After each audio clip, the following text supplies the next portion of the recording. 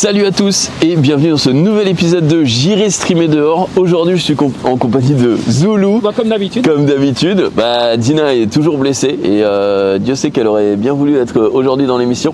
Moi, de toute façon, tous les deux on va kiffer l'émission d'aujourd'hui. C'est assez inédit. On va vous présenter l'école de chiens d'aveugles de Paris. Et du coup, tout ce qu'ils y font, en fait, c'est une association qui va permettre de prodiguer des chiens pour les non-voyants, pour les personnes à déficience visuelle. Et du coup, on est avec Pierre qui aujourd'hui va nous en parler et on va aller voir un petit peu tout ça. Salut Pierre. Merci beaucoup à toute l'équipe du stream et à vous deux surtout d'être là aujourd'hui. On est super contents d'avoir l'occasion un peu de présenter tout ce que fait notre association. Avec grand plaisir. C'est un honneur vraiment. Merci beaucoup, c'est cool. Pour le coup, c'est un domaine que je maîtrise pas du tout. Je ne connais rien du tout. Je sais qu'on les forme, du coup, ces chiens. Je sais qu'ensuite, je sais pas si on les donne, si on les offre, je sais pas exactement. Tu vas nous expliquer plein de choses aujourd'hui, Pierre. J'imagine, oui. Mais c'est surtout, moi, la seule chose que je sais, c'est que tu peux pas sélectionner tous les chiens. Enfin, en gros, sur une portée, par exemple, tu vas pas pouvoir sélectionner tous les chiens parce que ça requiert une rigourosité, ça se dit ça vraiment, une rigueur, je suis bête, une rigueur très, très importante. Et je sais aussi que par contre vous êtes une asso, donc ça vous concerne moins entre guillemets, mais pour une personne qui est malheureusement déficiente visuelle, ça peut lui coûter très très cher. Alors dans l'idée du coup on va expliquer tout ça en fait. On peut peut-être rentrer. Déjà on va rentrer. On va rester à côté de la route, le mec qui prend les wheelings devant. Après derrière on a une belle vue quand même sur la montagne de Paris. C'est le parc zoologique. Le parc zoologique de Paris qui est juste à côté. En fait on est proche du bois de Vincennes. Et du coup on va vous laisser rentrer pour vous montrer viser tout ça. Allez, moi je me mets le chat ici. Je précise juste très rapidement au chat, je suis toujours rhinopharyngité et même si testé, je vais garder le masque pendant l'émission, ce ne sera pas le cas de Zoul, pour éviter de transmettre tout simplement mes petits microbes à ceux qui n'ont rien demandé. Super, alors du coup pour vous expliquer un petit peu, donc voilà, là on est vraiment dans l'entrée de l'école. On a plusieurs bâtiments, on va pouvoir faire une petite visite et puis regarder à droite à gauche ce qui se fait. Moi je vous expliquerai un petit peu ce qui se passe dans les différents pôles. Donc moi je travaille par rapport à la collecte de fonds, donc marketing digital, tout ce qui va être communication, site web, les vidéos, les photos. Et voilà, je suis là depuis à peu près 6 mois, donc je vous laisse me suivre. On voit que l'école des chiens guides a été inaugurée par monsieur Jacques Chirac, maire de Paris en 87. Monsieur Michel Klein. Toi, t'as dit ça fait 6 mois. Ouais, l'école existe. Ça fait un peu plus longtemps. Existe du coup depuis 87. Ouais, on a fêté les 100 ans du docteur Michel Klein qui est vétérinaire en fait. Ok. On a fêté ses 100 ans l'année dernière et donc Monsieur Romero qui est président de l'école de chiens guides de Paris. Donc alors juste ici en fait on a un petit peu le bâtiment remise. C'est un bâtiment dans lequel viennent les personnes déficientes visuelles au moment où on leur remet leur chien guide. Ok. C'est pas le bâtiment le plus intéressant. C'est juste l'accueil quoi. Voilà, et donc les personnes en fait vivent ici pendant une semaine et on leur explique un petit peu comment ça se passe. Ah d'accord, ok, ils vivent carrément ici pour l'acclimatation avec l'animal. Exactement, en fait, donc il y a plein d'exercices qui se mettent en place, donc voilà, c'est très sympa. En général, on discute le soir, ça arrive qu'on prenne l'apéro, voilà. Évidemment. On est là pour tester. Voilà. Alors ici, on a une des pistes de guidage en fait entre guillemets, donc là où les éducateurs vont un petit peu travailler avec les chiens. Okay. On va en croiser bien sûr des chiens, donc l'idée voilà, on a des escaliers ici parce qu'il y a plein de choses qui sont avec les escaliers pour les chiens guides. Donc l'idée voilà. L'immobilier urbain quoi. C'est ça, voilà. L'idée pour ceux qui connaîtraient le moins, c'est qu'une personne aveugle, en fait, elle va avoir un harnais avec à laquelle elle va se tenir, qui en fait le harnais est attaché au chien. Et donc il y a une genre de barre en fait qu'on tient comme ça, et puis du coup le chien avance. Et puis grâce à son éducation, il sait éviter les obstacles, il sait s'arrêter quand il y a du vide, par exemple sur un quai, sur une marche. Voilà, donc. Alors il sait éviter l'obstacle lui et le faire éviter à la personne qui le guide. C'est exactement ça. Évidemment. Voilà. On tombe dedans. C'est ça exactement. Voilà, il fait un peu ce qu'on fait là maintenant en fait. Donc du coup, voilà. C'est sympa. Est-ce que le chien est conditionné, enfin à quel point le chien est conditionné pour travailler? C'est-à-dire que c'est justement un travail 24 heures sur 24, 7 jours sur 7, ou comment ça se passe? Alors du coup, on va s'arrêter peut-être juste ici pour je te demande s'il a des pauses repas. est en CDI, si exactement. Ça, en fait, c'est un peu ça. Non, mais ce que je veux dire, c'est voilà, à quel point la personne déficiente visuelle va avoir besoin du chien. Est-ce que c'est juste pour sortir ou est-ce que c'est même pour le quotidien, vois Ouais, c'est pour plein de choses en fait. Bien sûr, le premier objectif, c'est que le déplacement soit facilité. Ouais. Voilà, donc pour les personnes aveugles et malvoyantes, parce qu'il y a aussi des personnes malvoyantes, donc ça veut dire qu'ils ont des problèmes de vue, des vues très floues, ce genre de choses qui vont avoir des chiens guides. Mais l'idée, voilà, c'est qu'il y a la sociabilité d'un côté. Ouais. Ça veut dire, en fait, une personne aveugle, malheureusement, elle se retrouve assez souvent renfermée sur elle-même. Et là, grâce au chien, il y a déjà un petit peu plus de sociabilisation avec son entourage quand elle sort, plutôt qu'avec la canne blanche qui parfois peut représenter une difficulté pour beaucoup. Et voilà, après, je vous expliquerai un petit peu tout le processus de l'éducation du chien, de sa naissance jusqu'à sa remise. Ouais. Là, ce que je voulais vous montrer, par exemple, c'est qu'ici, on a quelque chose qu'on retrouvera beaucoup à l'école, c'est ce qu'on appelle une place. Donc ça veut dire qu'en fait, un chien, on lui dit ta place, et puis il va monter sur sa place. Et si on lui dit reste, il bouge pas. Donc, ok. si voilà, tu pars, tu l'appelles, si tu lui as dit reste, il viendra pas. Donc c'est. Il y a une Même commande. si tu sors une saucisse de ton sac. Et bah alors, tu sais quoi, tu verras tout à l'heure. Oh là là, C'est ça l'idée. Et la mienne n'est pas comme ça. Déjà pour qu'elle monte sur la table, il faut. Il y a des races spécifiques de chiens guides. Alors oui, notamment sur ta gauche. Donc je sais pas si tu reconnais la race en question. C'est des labradors, Eh ça. Ça ressemble à des labradors. C'est des labradors. Oh salut. Ouais, ils sont super mignons. Ils sont assez jeunes, eux. Ils sont en phase d'éducation, il me semble. Ils ont quel âge là, on sait? Là, ils ont à peu près un an. Ils s'amusent, hein. Voilà, c'est ça. C'est du catch, c'est du catch. On peut peut-être attendre un petit peu. Ils sont vraiment magnifiques, quoi. Si vous voulez, vous pouvez rentrer, hein, c'est le box. Après, bon, on en recroisera plus tard. Ouais, bien sûr. Ok. Tu me dis que je sais rien. Non, ça va. Non, reste. Doucement. Ta place. Ah, on voit. Ça va, Salut. Ah ouais, c'est quand même des beaux chiens, des beaux morceaux. Hein. Il a beaucoup d'amour à donner. Hein. Ah oui. Oh là, le chien. Ouais, ils aiment avoir de la compagnie, hein. Franchement, ils sont déjà d'une part super gentils, super attachés à l'humain pour la plupart. C'est des traits de caractère qu'on trouve souvent. Donc, les labradors de base, hein, c'est quand même des chiens très sociables. Ouais, ils sont sociables, ils sont de la plupart du temps là on le dociles. voit. Voilà, non. Et voilà, ils sont la plupart du temps dociles en fait, et donc c'est aussi pour ça que c'est une race qu'on utilise beaucoup pour les chiens guides. Il y a aussi des Golden Retriever, des bergers allemands, beaucoup. Ouais.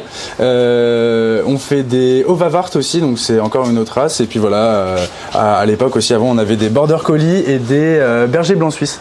Donc, voilà. Ouais, ok. Ouais, ça. Puis après, on a aussi des croisements. J'ai pitié pour lui, que tu lui as dit sa place, il bouge pas depuis tout à l'heure, il regarde. Oh, c'est bon. Ils sont gentils. Tu l'as dit tout à l'heure, c'est des chiens qui proviennent d'élevage, qui sont. Il en a marre, on lui. peut recueillir un chien. Dans la rue, dans une association, et l'éduquer pour être chien guide. Est-ce que c'est possible? Alors la plupart du temps, c'est plutôt des chiens qui sont un petit peu, on va dire triés sur le volet entre guillemets, hein. Mais ça veut dire qu'on a des chiens reproducteurs à l'école qui vont vraiment être créer une descendance créer une descendance, et puis des personnes des chiens qui ont vraiment les traits de caractère, la morphologie qui va avec l'activité de devenir chien guide. Il y a aussi la maison du chiot à Angers, il y a plein d'organismes qui éduquent des chiots. Voilà quoi. D'accord. Ça tout, moi. Ah ouais, Là du coup c'est 3 mâles. J'ai pas regardé, mais il me semble. Alors attends, on a les prénoms là sur le mur. On a une femelle et 2 mâles. Donc Frida qui est une femelle, et Stu et Erwan qui sont des mâles. Donc on note ça en fait, c'est un peu le pense-bête, hein, pour éviter de plus se souvenir quel chien c'est. Ouais. Donc si je dis Riga. Oh, voilà. C'est toi du coup, super. Oh, du coup, tu es un dresseur. Ah oui. Stu. Faut l'appeler un peu plus fort en général. Stu. C'est Stu ou Stu? Ah, c'est lui. Je vous ai enfermé.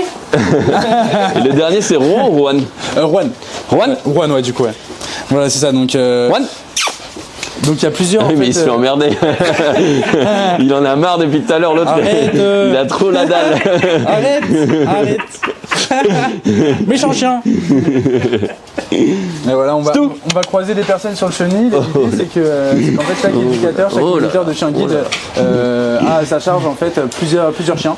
Donc, en général entre 3 et 4, parfois un petit peu moins, ça fluctue. Puis on a plusieurs pôles. Voilà, je vais vous présenter si vous voulez qu'on continue. Allez, un petit peu. On continue. On voit, ils ont chacun leur laisse attitrée à côté, leur laisse harnais. C'est ça. Voilà, il y a des laisses, des harnais, voilà, en fonction de ce qu'on leur propose comme activité dans la journée. Par exemple ici, c'est des laisses classiques. Là, c'est le harnais de guidage, donc pour les chiens, voilà, qui guident des personnes déficientes visuelles. Et ici, on a ce qu'on appelle le gilet d'élève chien guide. Ça veut dire que, en fait, pendant 9 mois, entre leurs 3 mois et demi et leurs 1 an, les chiots donc, vont en famille d'accueil. Et donc les familles d'accueil, c'est des personnes qui, en famille ou pas d'ailleurs, accueillent des chiens chez eux et leur apprennent les bases de la sociabilité. Par exemple, aussi des choses qui seront amenées à faire plus tard, comme prendre les transports. Donc voilà, plein de choses. Et donc c'est vraiment des personnes qui nous aident bénévolement en plus et qui sont indispensables au maillon de solidarité en fait. Enfin, c'est vraiment un maillon de solidarité. Excusez-moi, je galère un peu avec la caméra. Le chien sait quand tu mais cette laisse là que là c'est bon, c'est le travail. Exactement. Ok. C'est exactement ça. Voilà, mais il est fort d'une. Est-ce que aujourd'hui dans la société dans laquelle on vit, les chiens d'aveugles sont acceptés partout? Exemple, est-ce que je peux aller au cinéma avec mon chien guide, excuse-moi? Oui. C'est possible? Tout à fait, ça c'est possible, ça c'est dans la théorie. Parfois dans la pratique on a des contre-exemples malheureusement. D'accord, ça arrive encore? Ouais, on se bat pour que ce soit plus le cas, parce que c'est un peu compliqué, mais oui, en fait il y a des fédérations, il y a une fédération française des écoles de chiens guides qui se bat pour ça. Il y a une fédération internationale aussi, l'IDGF, GDF peut-être plutôt, pardon. Et voilà, donc il faut faire attention, il y a des personnes qui acceptent pas, par exemple dans les transports, dans les magasins. Voilà, ça arrive, mais la plupart du temps, bien sûr. Voilà. Oui, si c'est nécessaire à la personne. C'est nécessaire, c'est ça. Une autre petite question, là on a parlé uniquement des chiens pour justement les aveugles. Oui. Est-ce que vous faites aussi, est-ce que vous prodiguez des chiens pour le support émotionnel? Alors ça c'est autre chose, c'est ce qu'on appelle des chiens d'assistance. Donc les chiens qui vont être plus support émotionnel sont plutôt des chiens d'assistance. Il y en a aussi pour la mobilité réduite, pour les personnes sourdes et malentendantes, pour les personnes diabétiques, pour voilà, plein de choses en fait. Les chiens sont vraiment utilisés pour plein de choses différentes. Nous c'est vraiment spécifiquement pour les aveugles et les malvoyants. Ok, c'est très bien. Putain, c'est trop bien, moi je suis comme un enfant. Franchement, grand plaisir. Donc là on a les 2 enclos en fait dans lesquels on leur fait faire leurs besoins la plupart du temps, ou alors on a des pelles pour ramasser après, et puis sinon ils jouent ensemble le midi parfois, voilà, on les laisse pendant. C'est la récré quoi. Voilà, c'est un peu la récré, c'est ça. Ils peuvent être à combien là-dedans? Ils peuvent être, franchement je pense jusqu'à 7-8 la plupart du temps quand je les vois et qu'ils sont nombreux, 7-8. Après, voilà, comme tu disais, la récré, il y a aussi. Est-ce qu'ils jouent à chat pendant la récré? Ouais, carrément. Ils se transforment en fait. Donc là, ils ont 2 espaces du coup pour. Là, c'est voilà. C'est ça. Pour jouer. C'est vraiment le repos là. Okay. Voilà, c'est repos, besoin, tout ça. Ok. Le complexe est assez grand, hein. Vous avez combien finalement d'ateliers ou de. Alors on a tout le chenil donc qui s'étend entre là-bas et puis plus par là-bas. Donc plein de box en fait. Si tu vois par exemple il y a des balles de tennis parce qu'à tout moment tu peux apprendre à lancer une à un chien. Ok. Voilà, il y a plein de bâtiments. C'est une question que je t'ai posée en off, mais je la repose du coup. On est sur des chiens qui savent qu'ils doivent travailler, mais c'est pas uniquement des chiens qui sont là pour le travail quoi. Les personnes peuvent jouer avec. Enfin c'est des chiens qui vont continuer de jouer, etc. On met un point d'honneur en fait à ce que les chiens aient un vrai bien-être en fait. Donc il y a plein de choses pour ça. On propose ce qu'on appelle des détentes, notamment dans la semaine en fait il y a plusieurs créneaux de 2 heures où des maîtres de chiens guides peuvent venir avec leurs chiens et en fait aller faire un tour dans le bois de Vincennes avec des bénévoles pour que les chiens aient aussi l'occasion de se promener, voilà, de jouer ensemble. Donc ça c'est très important. Pareil, hein, même. Bonjour. Même les maîtres de chiens guides en fait avec leurs chiens, quand ils sont chez eux en fait le chien n'est pas en train de travailler tant qu'il a pas son harnais en fait il travaille pas. Et dans l'idée bien sûr c'est une relation. C'est un uniforme pour lui quoi. Exactement. C'est ça. C'est ça l'idée. Il met son képi et let's go. Carrément Mais donc là il y a pas mal de chiens aujourd'hui en plus, on a de la chance, on peut continuer à se balader par là. Ouais, c'est vrai que vous avez combien de chiens là sur le site? On en a en ce moment. À peu près, peut-être, je sais pas, à la dizaine près. À la dizaine près, peut-être une quarantaine, hein, quelque chose comme ça en tout. Et donc là, c'est tous des chiens qui sont destinés à être donnés. C'est pas des chiens qui ont fait leurs essais et qui, tu vois, enfin, les chiens ont déjà fait leurs essais, c'est ça que je veux dire. Alors, il y a plusieurs stades en fait. Donc ça veut dire, là, quand je te parle d'environ 40 chiens, c'est les chiens qui sont sur le chenil, donc soit le chenil de Paris, soit le chenil de Buc, qui est une ville dans les Yvelines en fait, dans laquelle c'est vraiment le centre d'élevage. Donc où en général il y a plus de chiots, voilà, c'est plus le début de leur vie. Et en fait, en fonction du stade de leur éducation, à un certain moment, on peut considérer qu'ils sont réformables en fait. Ça veut dire qu'ils ne conviennent pas vraiment à l'activité de chien guide et ils ne pourront pas assurer la sécurité des aveugles qui vont guider. Alors, du coup, à ce moment-là, on les envoie plutôt dans des organismes de chiens d'assistance, comme je te parlais avant. D'accord, ok. C'est ce que j'allais dire. Où est-ce qu'ils vont, quoi, finalement? Ouais. Est-ce qu'il existe Salut. des retours de chiens guides?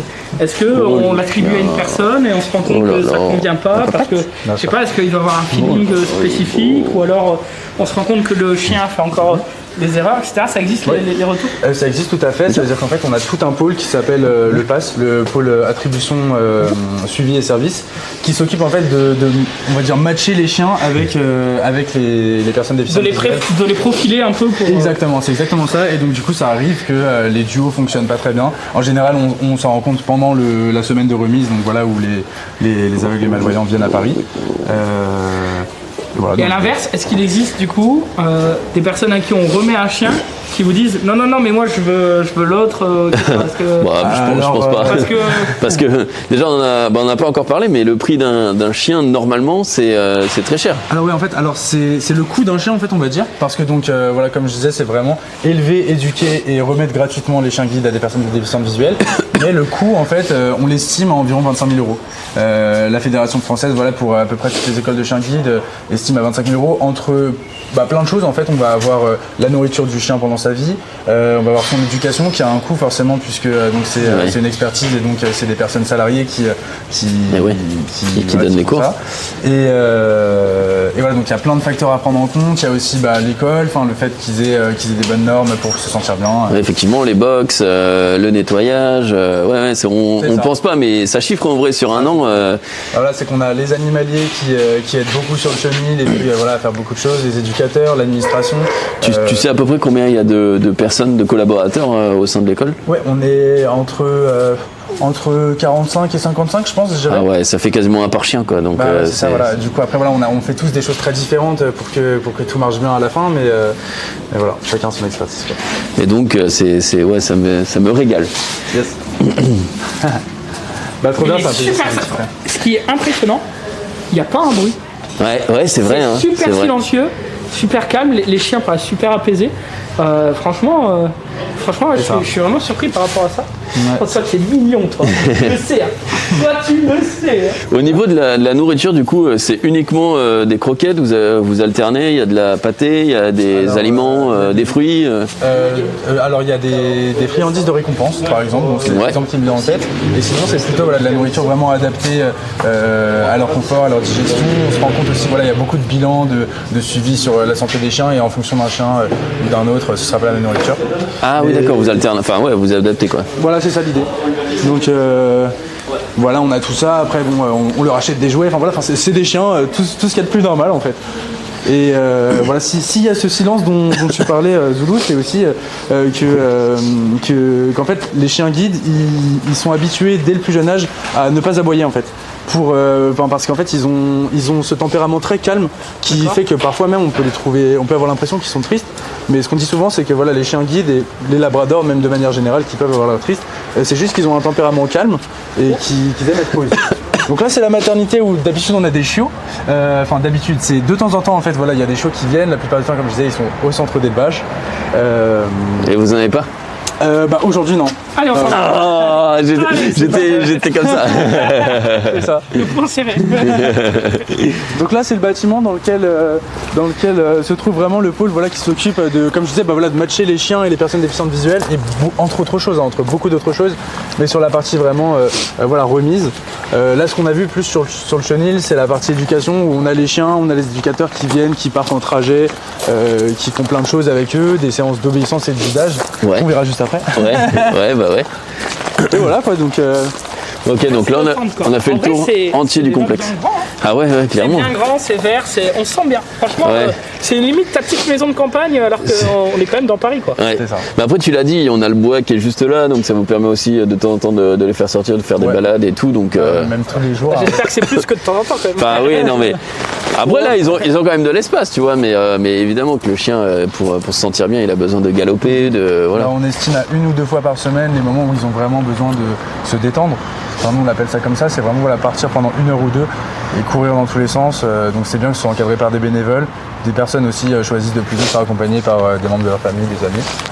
Et voilà, et autrement, sinon bien sûr on demande à tous les maîtres de chien guide de les sortir tous les jours, de jouer avec eux, d'être affectueux, et il y a un suivi qui fait que on se rend compte si c'est le cas ou pas, quoi. Ah, il y a un suivi aussi. Ah bah ouais. Okay. C'est le pôle Le Pass qui s'en occupe aussi beaucoup sur le suivi. On a plus de 200 duos chiens guides et maîtres de chien guide en activité. Okay. On en remet entre 30 et 50 par an. Et, et ça fait 37 ans que c'est le cas à Paris en tout cas. Donc voilà. J'ai une autre question. Comment ça se passe si j'ai quelqu'un dans ma famille ou que je connais quelqu'un qui est déficient visuel et qui aimerait venir ici pour acquérir un chien? Alors dans ces cas-là, tout simplement en fait il faut appeler l'école ou envoyer un email en expliquant la situation, et il y a un dossier qui se crée, bien sûr avec l'aide du pôle attribution suivi et service. On détermine les besoins. Il y a aussi tout un accompagnement par rapport à la locomotion de la personne déficiente visuelle, sur par exemple comment elle va se déplacer dans l'espace, quelles sont ses habitudes, est-ce qu'elle sort beaucoup de chez elle ou pas, parce qu'il faut que le chien guide en fait soit une aide et pas forcément une solution miracle. Donc ça veut dire qu'il y a tout un accompagnement en amont. Et aujourd'hui il y a beaucoup de demandeurs de chiens guides dans la région parisienne. Vous avez une liste d'attente ou on a toute une liste d'attente, et on estime à environ 2 ans en fait la durée d'attente. Ah ouais, quand même.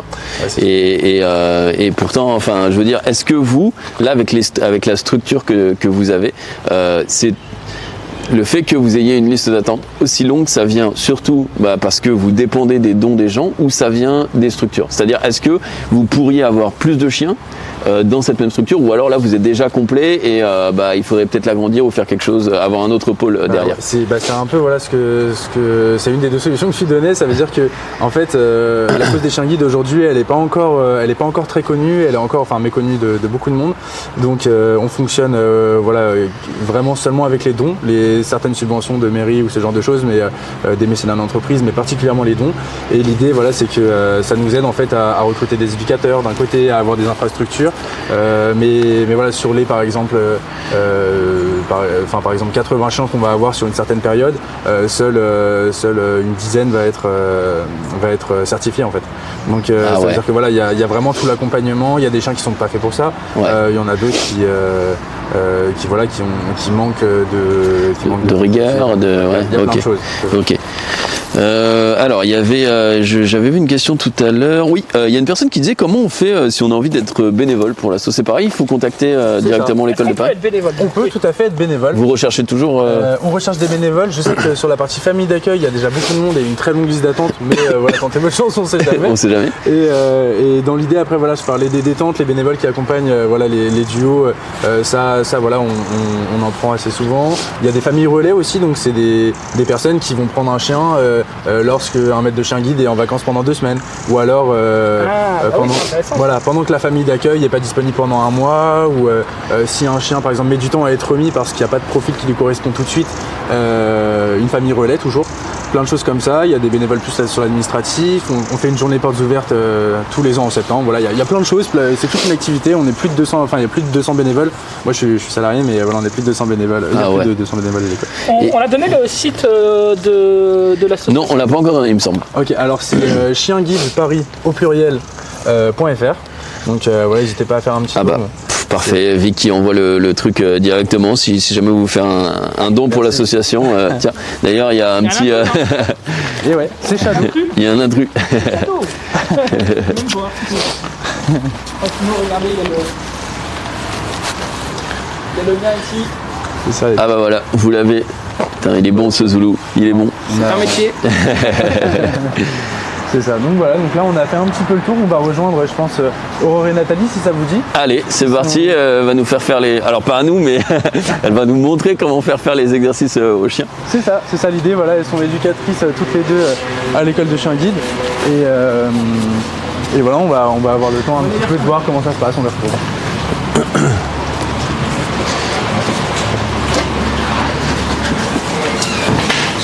Salut Nathalie. Hello. Salut. Salut. On rejoint Aurore et puis voilà, on va pouvoir faire des petits trucs sympas. Vous tombez bien, on allait justement brosser un petit peu Phébus. On va pas t'entendre là parce que... Ah oui, parce que le micro est assez loin.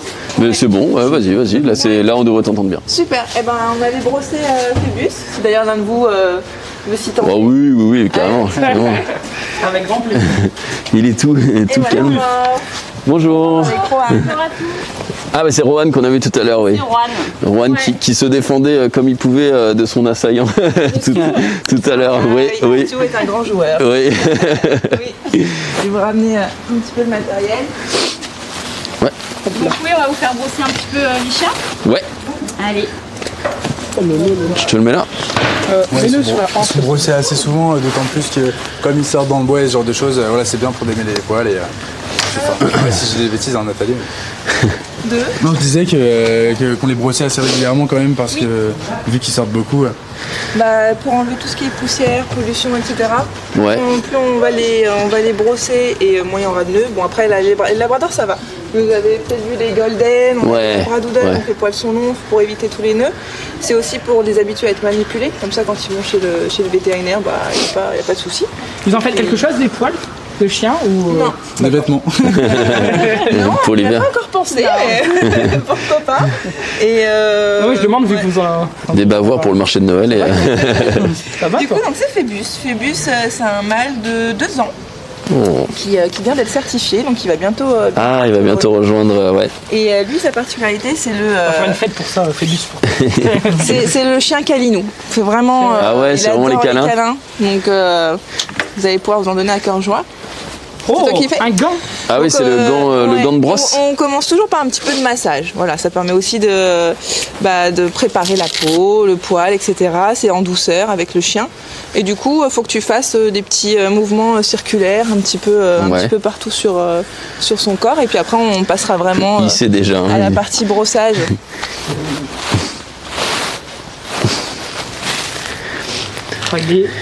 Il est concentré. Moi je suis concentré, ouais, mais lui il s'en fout un peu. Il a investi d'une mission. Bah lui c'est tranquille, hein. C'est bon rôle. Hein. T'as le droit de lui mettre la main sur le poitrail, hein. Ouais. Sur le et tout. Enfin, on te sent un petit peu tendu au final. Non, ça va. Ça a rien métier de papouiller et de... Ah bah ouais. Oh là là là. Moi j'aimerais bien être à sa place.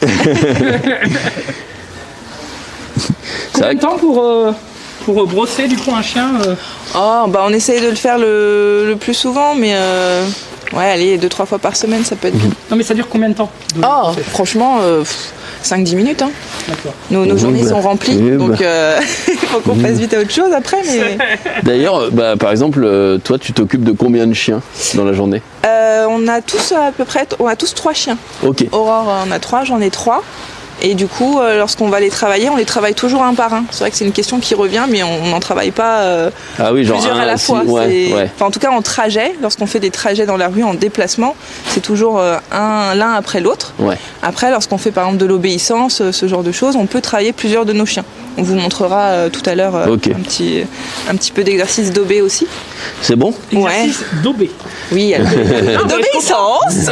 Dans toutes les disciplines, on a nos termes techniques. Le lexique. Le lexique est important. T'as quand même dit terme technique alors que c'est juste un rétrécissement du mot obéissance. Comme ça en même temps. Tu peux enlever le gant. Il est sage. Il est imperturbable. Moi ça me change de mon chien. Merci. Et du coup, on passe. Et on passe au brossage. Donc, où tu peux, oui. Et toujours dans le sens du poil. Ouais. C'est plus agréable. Il y a des petits poils blancs déjà, Phébus. Faut faire attention. Oui. 2 ans. 2 ans. Ouais. C'est un précoce. Ouais, il est sage. Un chien aussi calme. Ah ouais, il bouge pas. Bon, vous êtes habitués, hein? Oui. Bah, vous avez peut-être dû remarquer en venant sur le chenil, c'est vrai que c'est assez calme en fait. Ouais. Vraiment, Ouais. Bon, je peux pas dire que c'est le silence parce qu'on entend un petit peu les voitures quand même à côté. Oui. C'est normal, on est à Paris. Ouais. Mais moi aussi, j'aurais pensé en arrivant que ce soit un peu la cacophonie, quoi. C'est plus quand ils jouent en fait qu'on se rend compte, enfin voilà, qu'il y a assez de bruit, voilà, ils sont ce genre de truc quand même. Mais en soi, oui, c'est vrai qu'ils sont calmes. Mais là, ils kiffent, hein. Là, ils kiffent comme jamais. Mais tu sais que moi j'ai fait il y a pas longtemps, je suis allé en Laponie et j'ai eu la chance de faire du chien de traîneau. Et quand tu arrives sur le site, c'est un bordel parce que tous les chiens ils sont excités, quoi. Ils veulent y aller. Évidemment, c'est pas du tout les mêmes profils, mais j'étais impressionné du boucan que ça faisait. 180 chiens qui étaient contents de sortir. Et là, il y en a 40 et tout est calme. Ouais, des fois, quand ils sont 10 et qu'ils partent en détente, c'est un petit peu ce que tu décris là. Il y a l'excitation et tout. Ah bah ouais. Après, je rebondis sur le fait qu'ils soient calmes, c'est parce que avec un déficient visuel, nos chiens, ils ont l'habitude d'aller partout et dans des lieux publics, etc. Donc, ils doivent aussi avoir une attitude adaptée. Donc, quand ils vont faire les courses ou qu'ils attendent à la caisse, le chien, voilà, soit il va s'asseoir ou il va se coucher, il va attendre que son maître ou sa maîtresse paye. Mais voilà, en tout cas, nos chiens, ils sont habitués, on leur a appris à rester calmes dans n'importe quelle situation et surtout dans leur quotidien. Mais bien sûr, ils ont des petits moments de folie aussi. Bah, c'est normal. Alors, je viens de sauver le chat parce que Phébus avait mis un petit peu de bave juste sur l'objectif. Et je regarde le retour du stream et je vois de grosses gouttes. Tu sais, on me voit faire. Donc ça y est, j'ai sauvé le live et on peut pas lui en vouloir. Non, il est tellement sage que... Ouais. Voilà. Et du coup, alors, j'ai été concentré un instant sur la caméra et le live. Est-ce qu'on a expliqué comment on devient alors je sais pas comment on dit. Éducateur, ouais. On a expliqué comment on devient éducateur de chien guide. Est-ce qu'on peut? Alors du coup, c'est une formation qui dure 4 ans. D'accord. Ah oui, quand même. Ouais, 4 ans. Alors déjà, on peut être moniteur. Moniteur, c'est en 2 ans. Donc ça va être une formation en alternance. Et donc en fait, on va apprendre la partie théorique, donc toute la partie du monde canin et de l'éducation canine pendant ces 2 ans. Donc le moniteur, lui, va être apte à prendre en charge le chien de ses 1 an à ses 1 an et demi, 2 ans lorsqu'il est remis, et d'aller jusqu'au certificat de guidage du chien. Donc ça, on pourra en reparler aussi. Ouais. Et éducateur, c'est 4 ans. Donc on a aussi cette partie technique du monde canin et de l'éducation canine, et les 2 autres années, pour être éducateur, là on a vraiment toute la théorie et la pratique sera prise en charge d'une personne des sciences visuelles. D'accord. Et donc là on va vraiment apprendre toutes les pathologies visuelles, et on va apprendre aussi un petit peu le métier d'instructeur en locomotion. Donc l'instructeur en locomotion, c'est une personne qui va aider les personnes à se déplacer à la canne tout en sécurité. Il y a toutes les stratégies, etc. Et ça leur permet de se déplacer en fluidité et sécurité, par exemple de leur domicile à leur travail. Voilà, donc ça, c'est Dimitri qui est ici. C'est son rôle d'accompagner les personnes dans tout ça. Donc nous, en tant qu'éducateurs, voilà, on a des petites notions de tout ça et donc c'est 4 ans de formation. Est-ce que le chien, il est adapté aux différences de déficience visuelle, ou est-ce que dans tous les cas, il est entraîné pour tout, pour le spectre entier? Le chien est entraîné pour être un chien guide. Après, ça va pas être en fonction de la pathologie de la personne réellement. Ça va plutôt être sur les critères. Par exemple, Phébus, il a un rythme un petit peu.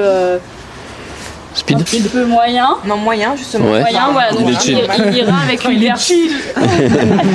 Il ira pas, par exemple, avec une personne qui va marcher très rapidement. Ouais. Donc on adapte le profil du chien avec le profil de la personne. Si ça va être un. On fait en fonction de tout ça, de l'allure. Il va pas arrêter, par contre. Ah bah ça, ouais. C'est un petit penchant, ça. Alors je vais avoir une barbe. Ah bah, ça y est. Il t'a adopté. T'aimes bien les chauves, c'est ça? Excuse-moi, je t'ai coupé du coup. Non, pas de soucis. Je vois que tu étais en symbiose avec Phébus. Donc il y a plusieurs critères sur l'allure. On fait attention aussi à l'environnement, au caractère du chien et au caractère de la personne pour que ce soit match et que ce soit compatible entre eux. Voilà. Ok. Ben écoutez, on vous suit pour la démonstration. Ouais, ok. Allez. Je vais juste ramener Phébus et après je vais prendre le joint. Allez, c'est bon. Toute cette partie locomotion aussi, c'est super intéressant et on fait parfois des témoignages un petit peu sur notre site et nos réseaux sociaux et il y a des personnes en attente d'un chien guide qui nous expliquent que ça les a beaucoup aidés et que certaines personnes qui sortaient plus beaucoup de chez elles au final c'est cet accompagnement. C'est ce que tu disais tout à l'heure, finalement, une personne, si une personne aveugle ou si elle n'est pas accompagnée quasiment au jour le jour, c'est une personne qui peut avoir tendance à se sentir seule et donc franchement, de toute façon, avoir un animal de compagnie quand tu les aimes, ça te change la vie, hein. C'est comme, je veux pas le comparer à des trucs incomparables, mais c'est un membre de ta famille finalement. Exactement. Donc, c'est ça. C'est vrai que ce côté affection qui est très important. Oui, c'est généralement ce que les maîtres de chien guide, nous, outre l'aspect du chien guide technique, l'aspect guidage, c'est un lien social qui est juste incroyable pour les personnes. Visuel, c'est que dès qu'on a un chien dans la rue, on va avoir un sourire, on va avoir un bonjour et rien que ça déjà pour les personnes, c'est aussi c'est bien, et toi, Aurore, ça fait combien de temps que tu es ici? Alors moi, ça fait 7 ans que je suis donc ici. Tu as dû en voir partir de tes chiens. Beaucoup. Non mais justement, ce que j'avais demandé, tu t'en occupes quasiment du début au don, quoi. Ça doit être dur, non?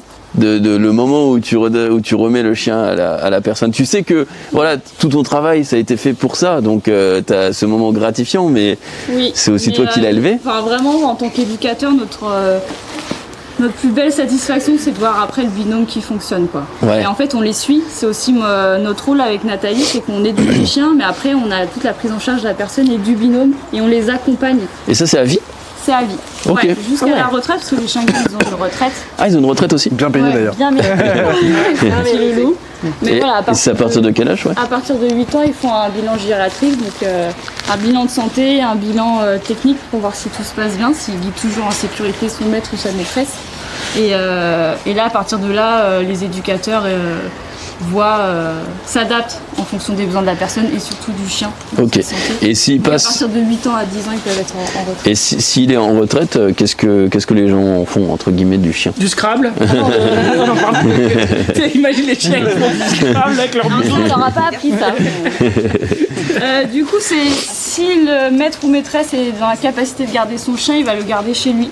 Sinon, généralement, ça va être aussi l'entourage qui peuvent garder le chien. Ou sinon, on a aussi les familles d'accueil qui ont gardé le chiot de 3 mois à 1 an. Qui le récupèrent à la fin. Ils peuvent être très fans de récupérer le chien. Donc voilà. En tout cas, c'est sûr que le chien sera toujours dans une famille. Toujours une place quelque part. Ou des familles d'adoption aussi. Des familles d'adoption qui acceptent de prendre les chiens.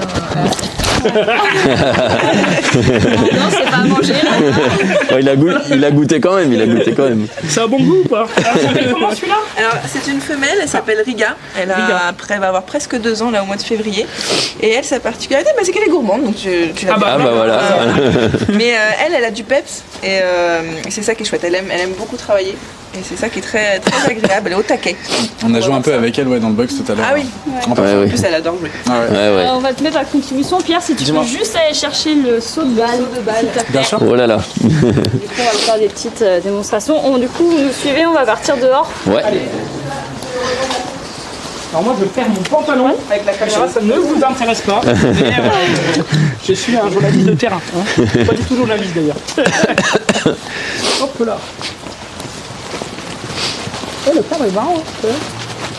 Le cadre est marrant. Bon, June. Ouais. Et franchement, un petit délice ce live. On a la chance qu'il ne pleuve pas. Ouais, punaise, merci. Ça, il faut le dire quand même parce que moi, je continue d'être mal. Je suis désolé, si je tousse dans le micro, etc., j'y peux absolument rien. Je tiens à dire que on l'a dit au début du live. Voilà. On a testé tout à l'heure. Tout va bien. Sinon, on aurait reporté. Évidemment. Alors, il y aura un petit peu de bruit de moto. Ne vous en faites pas. Oh, c'est pas grave. Vous connaissez. Paris. Oh là là, ah oui, non, mais c'est pas un saut de balle, c'est une citerne. Mon Dieu. Oh, le paradis. Le paradis du chien, quoi. Tu peux l'attraper. One. Ah ouais, c'est... On fait pas les choses à moitié au chien guide de Paris. Le tennis, en fait. C'est ça. C'est récupéré à Roland Garros. Tu crois pas si bien. Ouais, c'est ça. Roland Garros. On y est. Alors attention, vous avez le micro juste vous prévient. Oui. Oui, je vais faire ça. Vous êtes un petit peu devant, des fois les gens oublient. Ils sont venus à la caméra, du coup, ça discute des courses, ça discute des chiens, ça discute de tout. Mais, Oh, ils sont chiants ces deux cons là. T'as vu le show là? Je préfère prévenir. On sait jamais. Je te donne le micro. Ah, Passage de micro. Et en tout cas, au moins, vous y pensez. ouais, ça change tout. Donc là, les exercices que vous voyez, c'est des exercices qu'on fait vraiment avec nos chiens, notamment en première partie d'éducation. Donc l'éducation, Pierre a dû vous dire, ça dure 6 mois. Ouais. Donc dans les premiers temps, on va vraiment travailler l'obéissance, la concentration du chien, la maîtrise, parce que faut que le chien soit sur nous pour pouvoir ensuite entamer le reste du travail qui est aussi un gros morceau, tout ce qui est déplacement, obstacles, etc. Donc là, on va vous montrer un petit peu ce qu'on leur fait. Donc ça, c'est ce qu'on appelle de l'obéissance collective. Donc là, on a nos 2 chiens, mais on peut être encore plus nombreux. Et on va notamment commencer par un exercice du tape-place. Ok. Voilà. Tape-place, c'est la serviette. Cette petite serviette blanche qui s'appelle le tape-place. Tu veux que je t'aide avec le micro? Ouais, merci. Allez, débrouille-toi. En fait, c'est un exercice qui est très important, le tape-place, pour plusieurs raisons. Déjà, le tape-place, ça va être le tape-place à la maison. C'est vraiment l'espace que le chien va reconnaître, c'est son espace à lui. On l'embête pas trop, s'il a envie de se poser, de dormir, ça sera dans cet espace-là. Ensuite, c'est un exercice où en fait, on va demander à notre chien d'avoir de l'allant, d'avoir envie d'aller vers cette place. Ok. C'est vraiment l'exercice de l'envie. Pourquoi? Parce qu'ensuite on va retranscrire ce tape-place dans nos déplacements. Par exemple, quand on va chercher alors les passages piétons, on appelle ça les lignes. Ouais. Au début de l'éducation, on va dire devant ta place les lignes. Le ta-place, il le connaît, il sait que c'est de la motivation, il sait que c'est de l'allant. C'est un truc bien, ouais. Exactement. Au début, on va dire par exemple pour aller au caniveau, ta place les besoins. Après, ce ta place s'en va, mais du coup, c'est vraiment une aide dès le départ et qui finalement peut rester après. Ok. Et du coup, voilà, c'est un exercice très important. Ok. Et puis, on va changer après d'exercice. Pierre pourra vous en dire un petit peu plus, ou sinon même nous. Ouais. Ok. Ok. Voilà. Allez, regarde, ta place.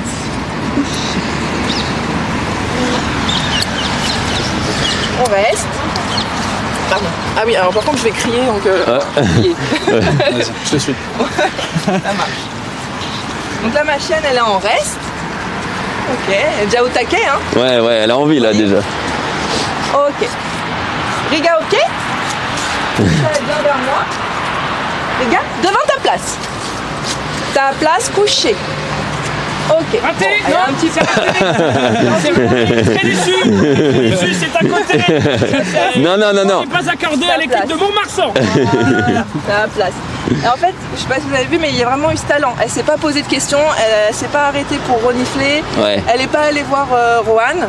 L'idée c'est voilà, droit au but. C'est pas perdre la concentration Ouais. du. Ouais.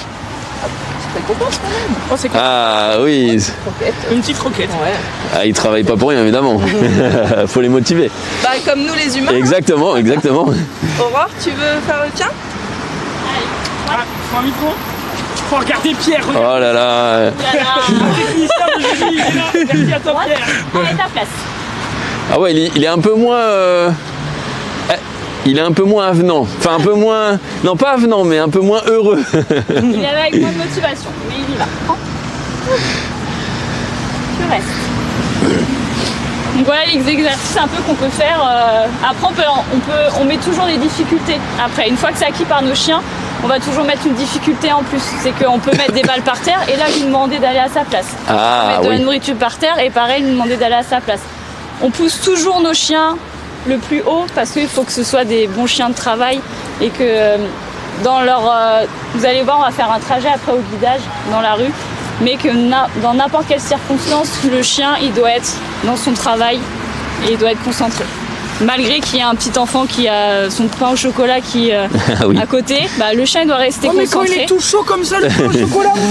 C'est vrai que ça donne envie, mais non. Voilà, ce genre de choses, mais il faut que le chien soit concentré dans ce qu'il fait, quoi. Ok. Donc là, on va vous montrer du coup le reste. Pareil, donc dans la vie de tous les jours, déficient visuel, s'il invite des personnes chez lui, le chien, si on lui demande de rester, il doit être capable de rester. Pareil, quand il fait ses courses et qu'il reste au pied, s'il est en train de parler avec quelqu'un, et bah, le chien lui demande de rester et il reste à sa place. Tu restes. Donc on travaille le reste caché, on va se cacher. Vous allez pouvoir, vous, si vous voulez mettre des petites difficultés, vous pouvez, Valentin, si tu peux t'éclater, Ah ouais, c'est des balles. Ok. Oh, ça me fend le cœur, mais bon.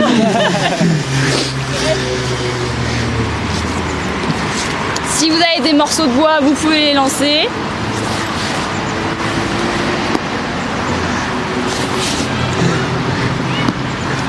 Ah, il a pas bougé hein. T'as trop fort quoi. Oh, il l'a regardé. Oh là là, il est dégoûté. Il est dégoûté. Non mais attends, moi j'ai une idée. Allez. Ah, ils ont des boules là. Ah ouais. C'est horrible. On est vraiment dans le test quoi. Vraiment le genre en mode t'es violent toi, ça t'embête pas. Ouais, c'est difficile. C'est dingue. On peut y aller encore un peu. Ouais, tu peux prendre plusieurs balles et les lancer en même temps si tu as envie. Ah, ouais, ah non. Exactement. Faudra ramasser les balles par contre. Ouais. Bah, heureusement que tu l'as dit. On va peut-être en prendre 2-3, c'est bien. Et on reste, tu restes. Je peux lui mettre devant lui? Le pauvre, ça vraiment. Tu peux faire ce que tu veux, c'est ça qui est dingue. Bah non, mais justement. Allez-y. On reste. Attends, mais tu. Là, c'est dur hein, ce que tu fais. Hein. Va chercher. Non, bah non, tu lui as donné un ordre. Oui mince. Raté. Disqualifié. J'ai triché. Je lui ai dit va chercher. Bah oui. Ah oui, je suis bête moi. Bah oui. Non merci. C'est pour ça les 4 ans de formation, hein, forcément. Oui. Ah bah. Ça va respecter une consigne, c'est important. Exactement. Tu veux, tu te mets au milieu et tu les jettes tous.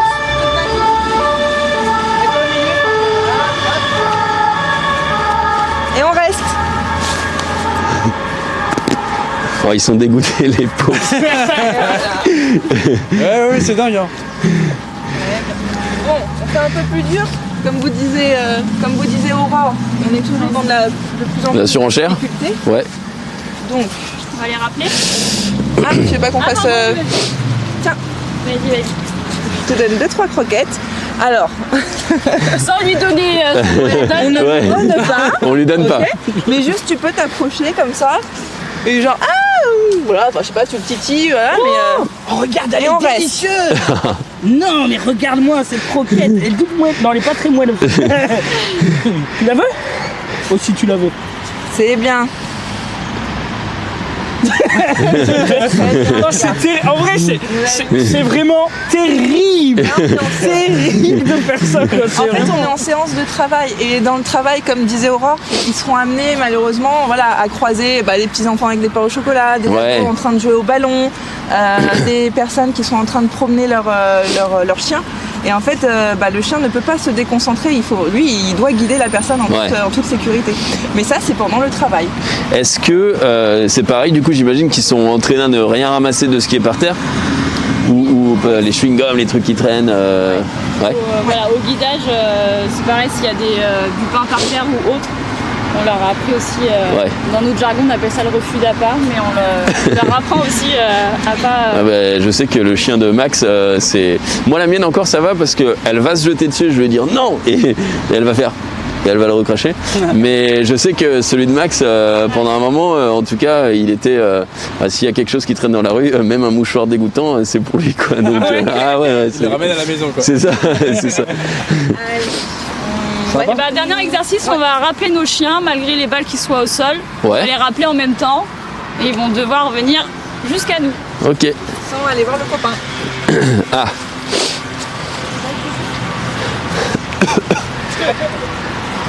On fait par ici? Comme tu veux. Ouais. Allez. On a nos pieds. Allez. Ils se sont divisés le... Oh là là, c'est... Ah, c'est dingue. C'est un bon... Voilà ce que sont capables de faire nos petits loulous. Et moi je peux essayer du coup? Ouais. Et si j'essaie, est-ce que ça va marcher? C'est la question. Et donne la motivation à ton chien. Donne-lui cette envie. D'accord. Je suis obligé de lui donner. Cette envie. Je vais dire...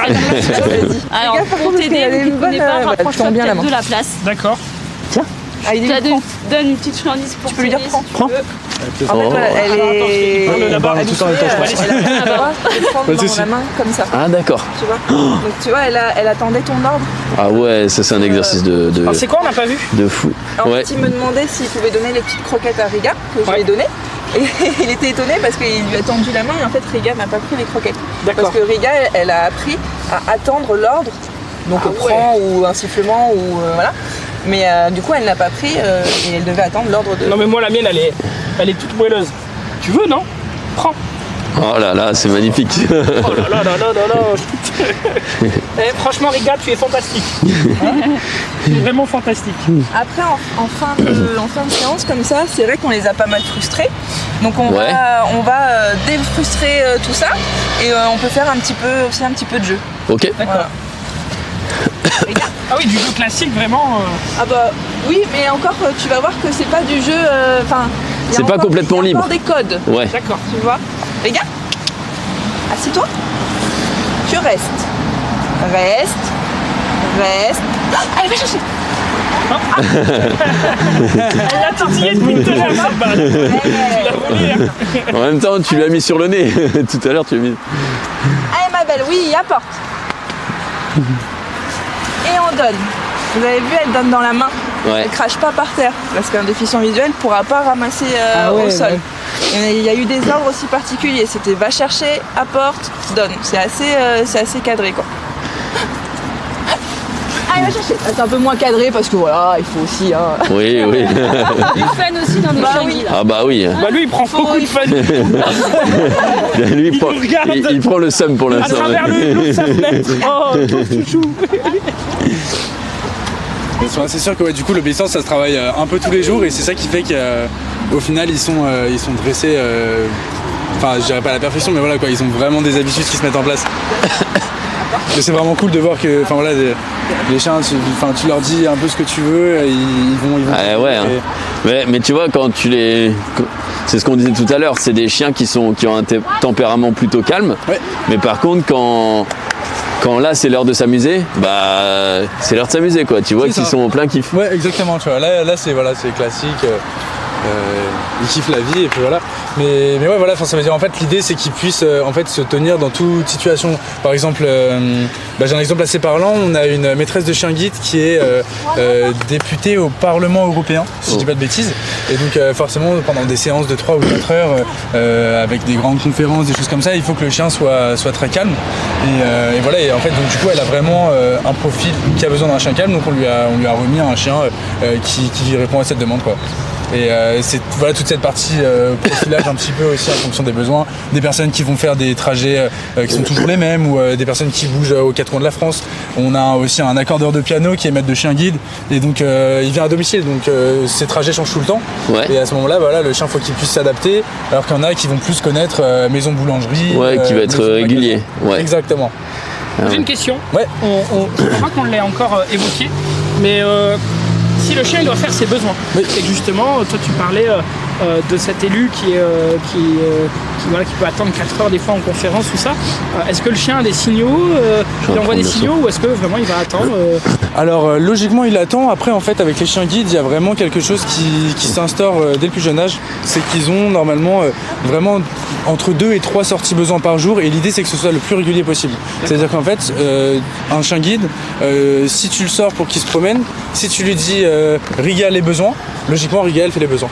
Et donc du coup en fait voilà, l'idée c'est juste en fait que le déficient visuel soit pas gêné en fait par exemple si le chien fait ses besoins dans la rue ou s'il y a des petites choses comme ça. Et donc voilà en fait ils ont l'habitude de manger un peu à heure fixe et puis pareil de faire leurs besoins. D'accord. Voilà. Ils sont régulés au possible et c'est surtout pour éviter le Ouais, réguler voilà en fait pour qu'il y ait un confort qui s'installe entre deux mais voilà il y a vraiment une relation enfin si je me trompe pas il y a vraiment une relation qui s'installe et puis les habitudes en fait au final deviennent confortables et pour le maître et pour le chien guide. Ils sont nourris toujours à la même heure du coup ouais. Oui. Alors ça dépend, mais principalement oui, pour le confort, il s'adapte vraiment au confort et puis à la vie du maître. Ouais. J'ai envie de kécro le.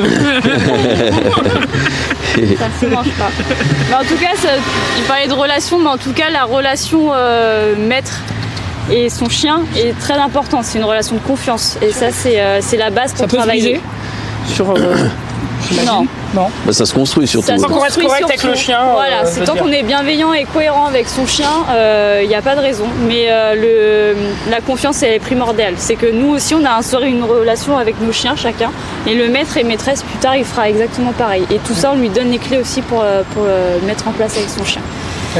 Pierre nous a dit au tout début de l'émission qu'il y avait environ une semaine d'acclimatation où la personne qui recevait le chien venait au sein de vos locaux prendre des apéros.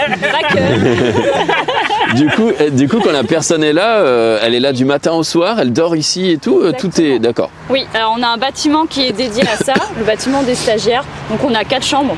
Okay. Et donc on peut faire une remise de 1 à 4 personnes en même temps. Okay. Donc c'est un éducateur pour 2 personnes. Et donc ils viennent du lundi au vendredi et ils dorment sur place. Le soir il y a quelqu'un qui est avec eux, qui leur prépare à manger, etc. Et toute la journée les éducateurs travaillent avec les binômes. Donc ça va être vraiment... en fait on les fait venir aussi ici à l'école, c'est pour leur couper de leur quotidien. On les coupe de leur quotidien parce qu'au moins ils n'ont pas à se dire bon, faut que je fasse à manger pour mon fils, faut que j'aille faire la machine la vaisselle, etc. Et donc en fait là ils sont à 100% sur leur chien et sur la remise. Ils sont vraiment disponibles en fait. Okay. Donc ça dure une semaine ici à l'école, donc on leur apprend à communiquer avec leur chien, à les comprendre. Et après, une fois que la semaine est terminée, l'éducateur va à domicile chez la personne pour travailler les trajets de la personne. Ok. J'avais une question qui me vient maintenant, mais j'imagine qu'on en reparlera tout à l'heure avec Pierre. L'association, elle est reconnue d'utilité publique, j'imagine ? Oui. Ouais. Qu'est-ce que ça change ? Ça change pour les impôts quand tu fais des dons. Ouais, notamment, voilà. Alors en fait, ça veut dire donc pour la partie un petit peu don, c'est vrai qu'on n'en a pas encore tout à fait parlé. C'est donc une association loi 1901, ce qui fait que si vous faites un don, en fait, par exemple à l'école de chien guide de 10 €, il vous reviendra seulement 3,33 € parce que c'est déductible à 66% par rapport à aux impôts d'impôt en fait de la fin d'année. Et ça en fait voilà, ça permet d'aider les associations qui sont dans le besoin. Il y a certaines associations qui font plus, qui font moins de déduction fiscale, mais nous on est à 66%, donc voilà, on a surtout besoin en fait de prélèvements automatiques aujourd'hui pour de dons en prélèvement automatique, ça veut dire des dons mensuels en fait. Exactement, c'est ça, de par exemple 10 €, 5 €, même 15 €, voilà, c'est le montant de votre choix. Et l'idée c'est de pouvoir remettre plus de chiens guides parce que comme on en parlait, il y a des besoins voilà sur la nourriture des chiens par rapport à leur bien-être. On a plein d'équivalences que vous pouvez retrouver un petit peu sur notre site internet, sur nos formulaires de dons. Et l'idée voilà, c'est que par exemple si on donne 30 €, on finance, juste un don de 30 €, on finance des jouets pour une portée de 7 chiots. Si on donne 10 €, c'est un kit d'apprentissage avec les friandises de récompense, les médailles des chiots, plein de choses comme ça. Donc voilà. Ça permet d'imager un petit peu, de voir concrètement voilà, où est-ce que va être utilisé l'argent, et ça c'est quand même cool pour le donateur. Ouais. Et où est-ce que les gens peuvent donner du coup Alors du coup, si vous voulez donner, ça se passe plutôt sur notre site internet. Donc voilà, on a aussi un formulaire dédié. Donc peut-être que il est dans le chat. Ouais, je pense qu'on l'avait mis dans le chat. Les petites images de Junpei et de Zulu qui vont bien. C'est vrai. Donc voilà. À notre prime. Très bien, on fait quoi? On reste ici? Non, on va retourner à l'école et là c'est Valentin qui va être mis à Non. Encore. Allez, c'est parti. Allez, par contre tu portes le seau, hein. Ah bah bien sûr. Je le prends quand même, vous êtes les invités. Non, t'inquiète. Non, fais le je suis pas non plus. J'ai besoin des bras. Non, j'apprends aussi à rester, ouais. Après, c'est l'équivalent du pas bouger en fait. Ah bah moi franchement je compare ce que les chiens ici connaissent avec mon chien moi qui a 7 ans, sachant que moi la mienne c'est un husky croisé, donc c'est pas les races les plus dociles. D'accord. Dans le sens où c'est des chiens assez têtus, mais qui d'ailleurs sont connus pour s'échapper, etc. Mais il y a des trucs qu'elle fait, genre le reste elle le fait. Mais s'il y a de la nourriture en jeu, elle a ses limites. Ils ont tous un peu leurs traits, hein, c'est sûr. Voilà, les gourmands, c'est plus compliqué. Ah ouais, c'est ça. Mais sinon, ouais, le reste, même jusqu'à me cacher, tu vois, quelque part, je lui dire, tu bouges pas, je vais me cacher dans la maison, et après je lui dis, oh, et là, tu vois, elle va me chercher partout. Donc ouais, il y a des trucs quand même. Ouais, c'est des choses qui se travaillent souvent, voilà, pendant la première année, et ça va jouer. Après voilà, c'est vraiment au fur et à mesure sur quoi tu travailles au quotidien avec ton chien et comment ça se passe. L'obéissance pour certains c'est très compliqué, mais parce que y a des traumatismes, pour d'autres c'est. Il y a des tempéraments. Franchement, tous les chiens sont différents comme nous, donc. C'est sûr. Et par exemple, voilà, je veux dire, un chiot qui, quand il était petit, a eu très peur de se faire écraser par une voiture, bah, plus tard, il aura peut-être peur des voitures. Ah ouais, Ou, clairement. par exemple, nous, on fait attention à les sensibiliser au bruit, progressivement depuis qu'ils sont jeunes. Pareil pour les enfants, tu vois, on a à notre centre d'élevage des chiots qui viennent aussi. Pour que les chiots aient l'habitude dès le plus jeune âge de voir des enfants et de ne pas être effrayés, avec ce qu'on appelle donc, les congénères, ça veut dire donc, les autres chiens qui croisent dans la rue. C'est important qu'un chien qui guide en fait se mette pas à tirer sur son harnais. Un chat par exemple. C'est ça, voilà. Donc ils sont habitués à tous ces trucs là et c'est ça qui va faire qu'un chien peut devenir chien guide quoi. Alors on va les faire là-bas. Allez. Allez, on te suit. On a commencé à avoir un peu le travail du chien, là on va vous sensibiliser à la déficience visuelle. Ok. D'accord. On va mettre la piste. Comment? Oui. Mettre la piste. Alors du coup, ouais, juste. Moi, je vais mettre une piste. Valentin, on va vous mettre sous des lunettes ou au bandeau. C'est toi qui vas choisir. Ouais, ok. En fait, on veut que j'expérimente ce que ça fait que d'être déficient visuel. Exactement. Ok. Donc en fait, Ok. ouais, tu vas avoir un petit parcours où tu vas devoir aller chercher un siège. Un siège. Mais il va y être, t'inquiète pas. Ok, T'inquiète pas. Ouais. Voilà. Et là, l'idée, c'est que donc c'est toi qui choisis. Soit tu te mets en situation de non-voyant, donc tu auras un bandeau. Ouais. Soit tu te mets en situation de malvoyant. Donc on a des lunettes qui simulent certaines pathologies de la malvoyance. Donc là, on en a pris une au hasard. Tu seras à la canne. Donc je vais d'abord, je vais aller chercher les cannes. Je vais faire le bandeau comme ça, j'aurai l'expérience complète. Ok. Par rapport à ça, alors c'est toi Nat ou alors c'est Aurore qui prendra entre guillemets le rôle du chien, c'est ça? Alors on va le faire en Comment ça? Je me suis mal exprimé. On va le faire en plusieurs parties. Ouais. Donc tu vas avoir ton super bandeau. Ouais. Tiens. Merci. Je vais te donner une canne. Donc déjà, ça c'est une canne de déplacement. Ok. Et cette canne, en fait, elle va avoir un double rôle. Elle va avoir le rôle de détecter les obstacles, pour pouvoir avoir du coup un déplacement fluide. Ouais. Okay. Ça peut aussi avoir le rôle de signalement. On parlait de malvoyance. La malvoyance, c'est un handicap qui est invisible, c'est-à-dire que tu as des malvoyants qui n'ont pas de lunettes noires, qui de base n'ont pas de canne, qui peuvent lire sur leur téléphone. Et en fait, ils sont pas. Enfin, les gens, s'ils te prennent dans l'épaule, ils vont se dire mais attends, le gars, il pourrait faire attention. Non, il est malvoyant. Donc en fait, la canne, ça sert aussi de signalement. Ah oui, ok, il a une canne, d'accord. Bon, c'est qu'il on l'identifie quoi. On l'identifie. Merci, tout à fait. Tu es grand.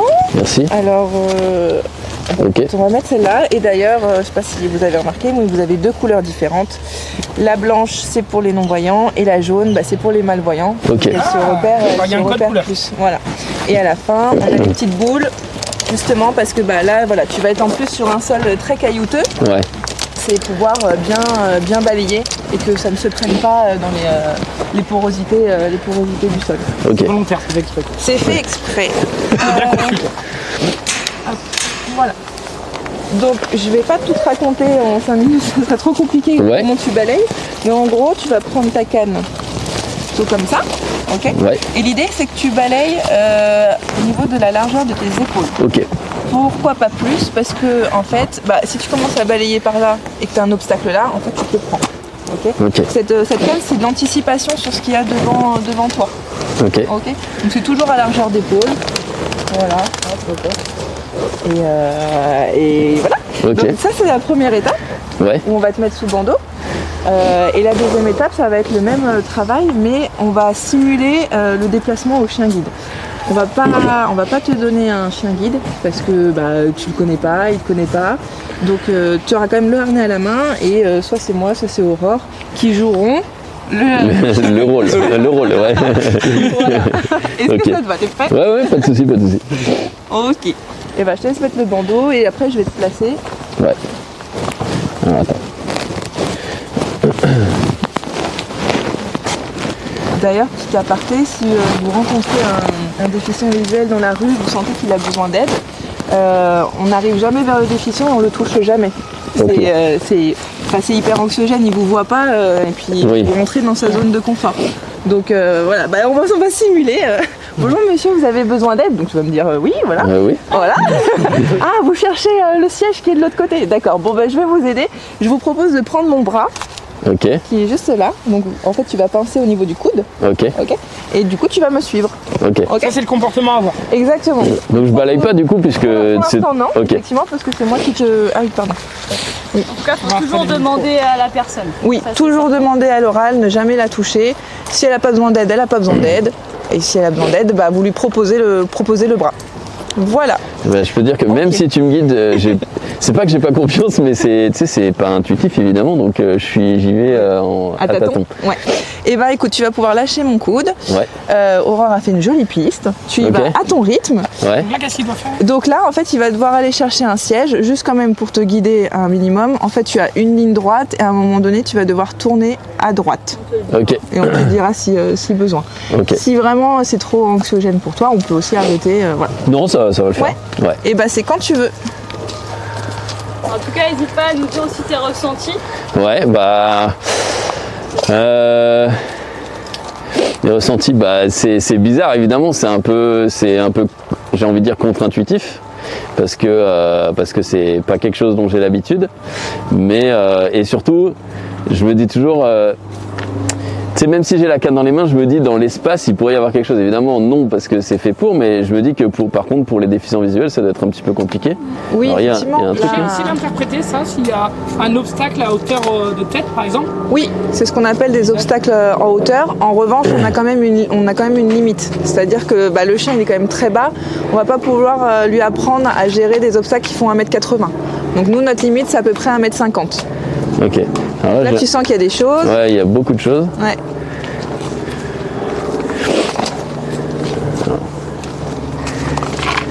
Il y a des trucs à mes pieds.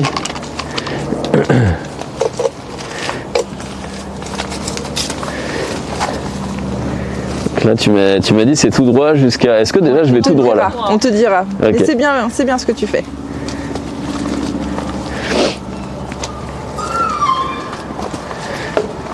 Nathalie, c'est un entraînement que vous faites assez souvent. Le bandeau. Ouais, le bandeau.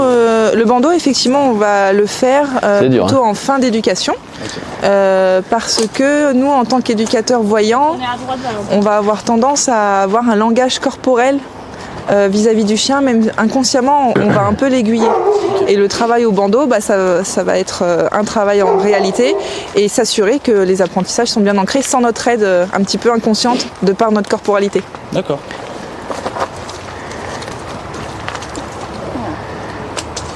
Alors stop, tu peux t'arrêter, tu peux toucher au niveau de ta poitrine. Ouais. Ah ouais. Voilà. Donc la canne a aussi ses limites, c'est qu'elle ne peut pas aussi détecter les obstacles en hauteur. Alors qu'on verra tout à l'heure, le chien guide, on lui a appris. Ok. Donc là, essaye de trouver un endroit, une ouverture où il n'y a pas d'obstacle, où tu pourrais... ouais, donc derrière là. La canne. Ouais. Ah, les différences de matière aussi, de texture, pardon. Mais là, tu vois, là, je savais. C'est une plaque, tu peux y aller. Ouais, mais tu sais pas si tu ne le sais pas justement, si tu es malvoyant et que personne te dit tu peux y aller, à part le chien. D'ailleurs, est-ce que le chien il sait aussi s'il peut y aller ou pas, si c'est pas un truc un peu dangereux? Oui, effectivement. En fait, notre chien, on va lui apprendre aussi à ce qu'on appelle désobéir. C'est-à-dire que, par exemple, tout le travail, tout le travail du vide, s'il y a des grosses fosses, les quais de métro, même les quais de la Seine ou de n'importe quelle rivière, le chien, il doit être capable de s'arrêter et de dire à son déficient visuel, stop, on ne peut plus avancer. Et même si le déficient visuel va dire non, devant, parce que peut-être qu'il est en manque de repères, voilà, et il va beau avoir lui dire non, devant, le chien, il doit être capable de désobéir et du coup de se coucher et de ne plus jamais avancer. Et ça, c'est le signe qu'on apprend aux déficients visuels à dire ok, si votre chien il s'est couché et qu'il n'avance pas, c'est que là vous ne pouvez pas avancer. Il faut trouver une autre solution. Ok. On peut faire les deux, c'est-à-dire baguette, je sais plus comment ça s'appelle. La canne. La canne La et bec. le chien. Alors, Est-ce que ça après, fait- Oui. les deux en même temps. Ouais, les deux en même temps. Ou est-ce que c'est vraiment l'un ou l'autre? Alors, il y a des équipes qui peuvent avoir tout de même une canne à droite. Ça arrive. Mais généralement, quand il y a le chien guide, c'est seulement le chien guide. Mais ça peut arriver. Là, il y a encore Ouais, une. il s'en sort bien. Hein. Ah bah oui, oui. Pas mal. Bon, il va pas à un rythme, Ouais, bon, j'avoue que je trace pas, mais. mais c'est normal, j'ai envie de dire. Attention, c'est un pneu. C'est un pneu ça? Ouais. On passe au vrai dommage. Mais t'es aventurier, hein, t'aurais pu chercher un passage à côté, mais non, tu l'as entendu. c'est bien. Je me suis dit, non, j'ai. Le risque, Aventurier ou inconscient? Peut-être, La peut-être. limite est très pareil, tu peux t'arrêter, Ouais. touche au niveau de ta poitrine. Vas-y. Ah. Là, je suis arrivé chez un resto qui s'appelle Chez Mémé. Voilà, donc là encore, on est dans les limites de la canne. Ouais. Chose que le chien, lui, saura contourner. Donc essaie de trouver voilà, une ouverture. Ok. Et ton... Après, il faut savoir que là, on a une canne, on va dire simple, mais il existe aussi des cannes électroniques. Et les D'accord. cannes Qui vont électroniques. biper? Comment? Qui vont biper? Exactement, en fait, c'est avec un faisceau, un laser, qui va. On peut mettre différentes positions, de 2 à 5 ou 6 mètres. Et en fait, il va détecter les obstacles. Et en fait, il peut aussi détecter certains obstacles à hauteur. Mais Ton ça salut reste est très aussi, proche. Ouais, je. Il l'entend. C'est ton siège. C'est intéressant parce qu'il l'entend avec du coup la canne, j'ai l'impression. Bravo, Ok. Valentin. Bravo. Je pense qu'on peut la Ouais. Tu peux t'asseoir, suis même- reprendre tes esprits. Attends, je suis même pas sûr. Si c'est bon, il est dans Si, ce si, sens-là. C'est un puits. Non, non, mais c'est pas ça, mais si elle est dans l'autre sens, si elle était dans l'autre sens, Ah ouais, non, ouais, j'avoue. eh ben, c'était très compliqué. Hein. Ouais. J'allais tout doucement. En même temps, t'as jamais fait ça. Ah, j'ai fait tout le tour là? Ouais. C'est un grand tour ce que. Mais tu vas pas trop ouais. regarder non plus parce qu'après on va refaire le même passage Ok. mais au chien guide. Mais voilà, et c'est fatigant. Hein. C'est fatigant, ouais, franchement, c'est fatigant. Hein. C'est. Ça demande beaucoup de concentration. Et en fait, avec la canne, toi, tu. Bah, moi, je suis On n'en dit concentré. pas plus, on va te laisser avec le chien. On fera un petit bilan après. Ok. Pour la petite anecdote, j'avais fait un restaurant au Canada qui s'appelait justement, il s'appelait Noir. Ouais, restaurant. Et c'était un restaurant qui avait pour serveur que des gens à déficience visuelle. Oui. Et le restaurant, pour l'expérience, on est tous plongés dans le noir profond. Et au début, par rapport à au masque ici, vu qu'il n'y a aucun moyen de revoir, c'est-à-dire que quand j'ai le masque, si je me sens pas bien, bah, je peux juste l'enlever et puis voilà. Là dans le resto, c'est noir complet et si on se sent pas bien, et ça m'est arrivé, bah, il n'y a pas d'échappatoire, on peut pas dire juste j'ouvre les yeux quoi. Et l'expérience était assez profonde parce que je me rappelle bien et c'est vrai que ça nous mettait aussi un petit peu dans l'ambiance. Donc les personnes à déficience visuelle nous amènent jusqu'à la table, elles savent exactement où on est et ça m'avait choqué parce qu'elles étaient extrêmement précises quoi. On avait une table de 8 et quand ils arrivaient avec les plats, ils nous disaient qui a commandé le steak et on disait moi, et ils savaient par rapport au son nous replacer sur la table et tout. Enfin, c'était vraiment cette Je expérience. crois qu'il en existe un à Paris. Hein. Ouais, je crois que ça existe aussi à Paris. Ouais. Ouais. Ça existe à Paris, ouais, il me semble. Mais je l'ai pas fait à Paris. Ça va? Ok. Ok. Et ben, on repart. On est reparti. Allez. Ouais. On va peut-être te faire sortir par là, ce sera plus simple. Oh bah voilà. Hop. Tu peux retirer ton bandeau. Ouais. Ah, on peut le retirer là? Ok, ok. On va le faire. Ok, ok. Bah voilà, vas-y. Sors par là. Ok.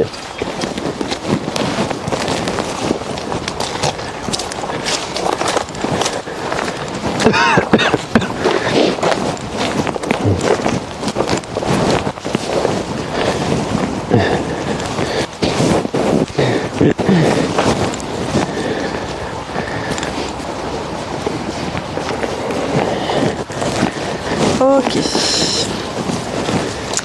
Donc je te prends la canne, Ok. et tu vas changer. Maintenant tu vas te retrouver avec un harnais. Ok. Voilà, le harnais, donc ça c'est la partie en cuir qu'on va mettre sur le chien. Ok. Et donc ça c'est la partie qu'on appelle l'étrier. Donc c'est la partie que tu vas tenir. Qui est Ok. rigide du coup. Qui est rigide, effectivement. Puisque sinon, si le chien s'arrête et qu'on Oui. le laisse, on continue. Si c'est élastique, ouais. Tu t'arrêtes à un mètre trop tard. Ok. Donc moi je vais jouer le rôle du chien. Ok. Tu vas voir que je vais te donner des codes. C'est des codes qu'on apprend aux chiens et que les déficients visuels ils apprennent aussi. Par exemple, si tu as un obstacle au sol ou si tu as un passage étroit, le chien il a appris à s'asseoir. Voilà. Ok. Donc quand ton chien il s'assoit, la personne se dit ah ok il y a peut-être quelque chose. Et du coup la personne va lui dire va. Le va ça va être un tout petit pas du chien, ce qui permet de passer tranquillement s'il y a des obstacles, de passer lentement et de pas se cogner fort. Ok. Il y aura quoi d'autre? Non, ça après ça ira. Et du coup, quand on te donnera le siège, normalement le chien il a appris en fait à poser son museau sur l'assise. Ah ouais. Et en fait la personne va chercher du coup la tête de son chien pour après trouver l'assise. Donc là ça va pas être possible, mais du coup je ferai genre on s'assoit et ça sera le signal. Ok. Ok. Eh ben vas-y, remets ton bandeau. Allez, c'est reparti. Et juste Aurore si tu veux commencer. Parce que moi je vais faire le chien. Je peux le retirer. Tac. J'ai pas osé. Non, très bien. Alors, le chien, il n'est pas censé tirer, on est d'accord. En fait, s'il est. Enfin, tirer dans le sens. Il n'est pas censé être en traction, Ok. mais le chien, il est censé être au même rythme de marche que toi. Ok. Bon, je ne connais pas ton rythme.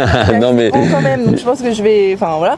Mais de toute façon, c'est une piste, plein d'obstacles. Le chien, c'est vraiment une piste artificielle. Jamais tu retrouves. Oui, évidemment. Exactement. Oui, oui. Voilà.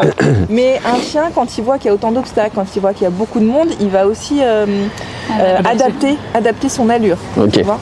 Donc là, juste fais-moi confiance. Ok.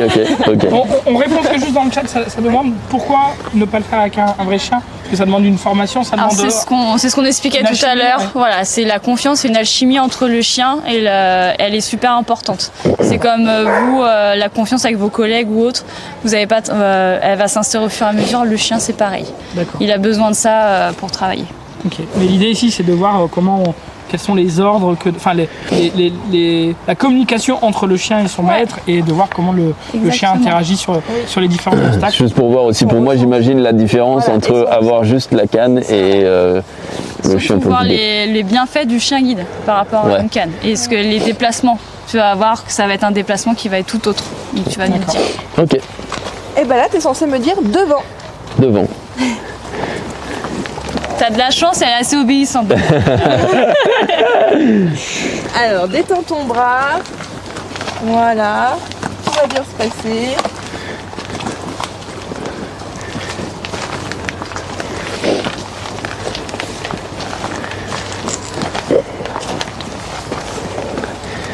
Donc devant. Ah, c'est plutôt va.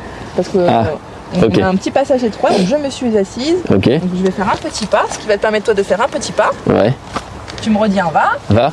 Voilà, tu refais un petit pas. Ah, va. Ça, après, on peut repartir. Ah, ok. Donc c'est le code du assis. Le chien quand s'assoit, ça veut dire fais attention, il y a quelque chose. Ok. Là, Nathalie, elle s'assoit, donc fais attention, il y a quelque chose. Ok. Donc va. Tu peux aussi identifier, c'est aussi les déficients visuels peuvent identifier exactement. Mais comment du coup? Alors comme tu fais, après il faut balayer avec la main. Là je t'aide. Ouais. Hop. Ah oui, C'est d'accord. l'ouverture de la petite boîte aux lettres. Ok. Donc va. En fait c'est pareil, le déplacement d'un maître de chien guide, c'est un travail d'équipe. C'est que le chien travaille, mais aussi son maître ou maîtresse aussi. C'est vraiment un binôme. Ils forment un binôme. Ça, c'est important aussi de le savoir. Là, je te l'ai pas dit, je me suis arrêtée, mais je me suis pas assise. En fait, quand tu as des petits soubresauts, là, des petits ressauts plutôt, au sol, le chien, il va mettre ses deux pattes avant sur l'obstacle et il va s'arrêter. Et comme ça va te permettre, toi, de pouvoir enjamber tranquillement une chose. Mais du coup, va. Un maître de chien guide extraordinaire. Va. Ouais. Ah. Va.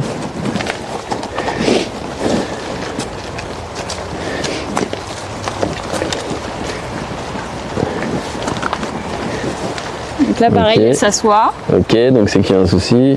Ouais. Donc ça sera plus au sol là. J'ai failli te mettre un coup, c'est ça? Je me suis un petit peu reculée. Pour me mettre pas une baffe. Ok, c'est quoi? Ah, c'est le pneu ça? Oui. Ok, alors du coup, je fais comment? Je dis va, tout simplement? Ouais.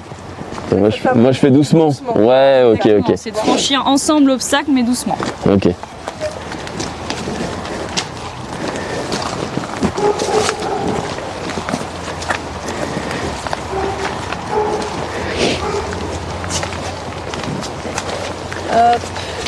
Ok. Et là, normalement, tu me dis cherche le ciel.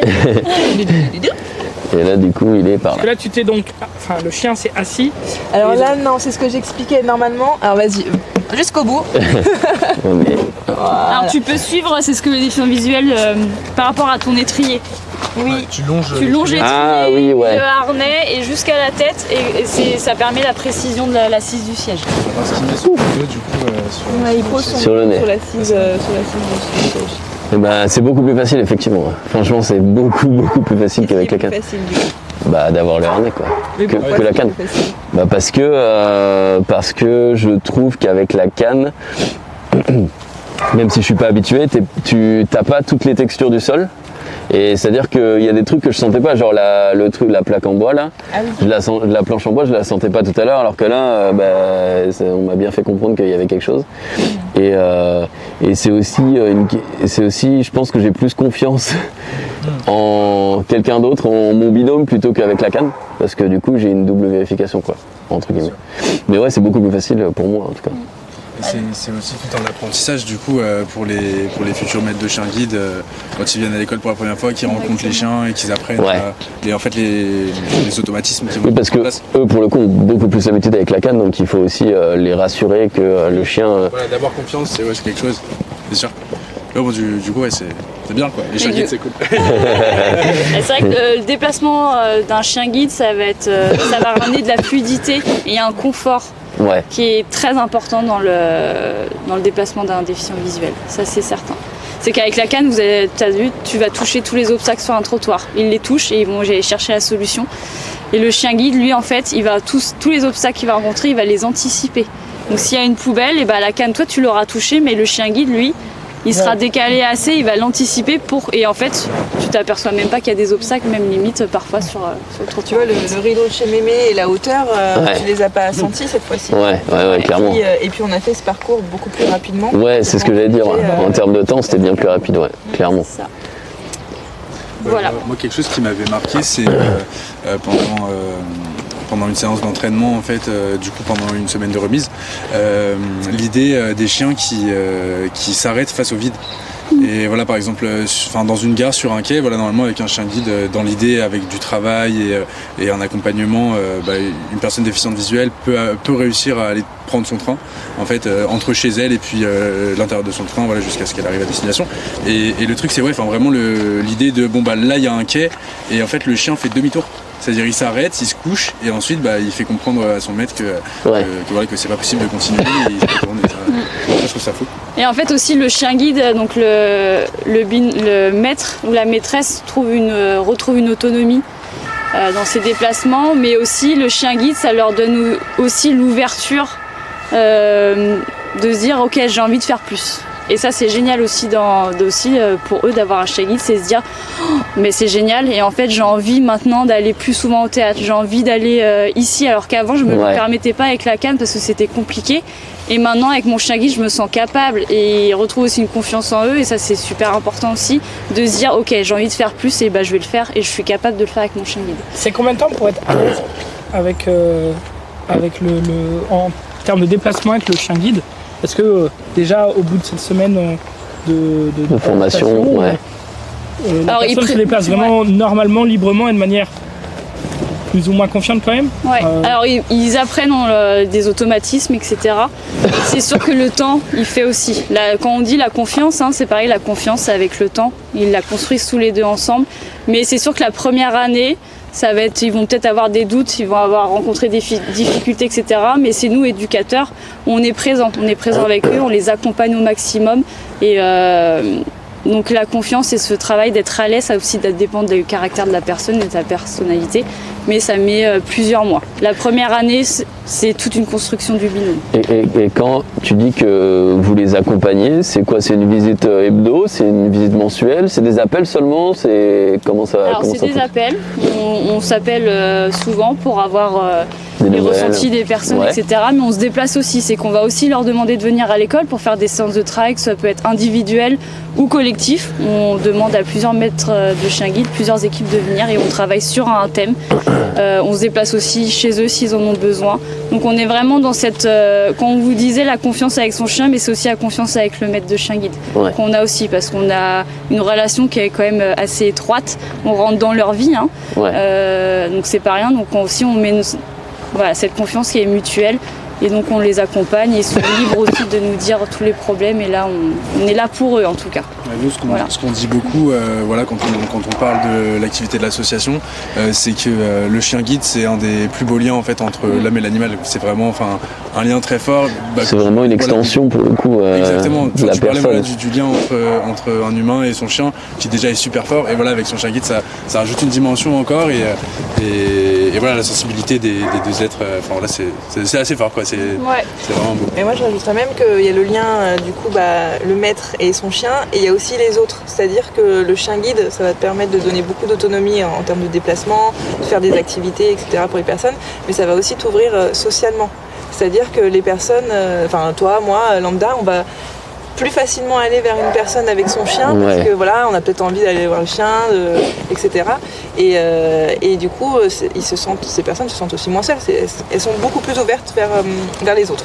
Ouais. Voilà. J'ai une question du chat. D'ailleurs, le chat, si vous avez des questions, n'hésitez pas. La question, c'était est-ce que l'association est présente dans plusieurs villes ou est-ce que vous êtes vraiment uniquement implanté à Paris?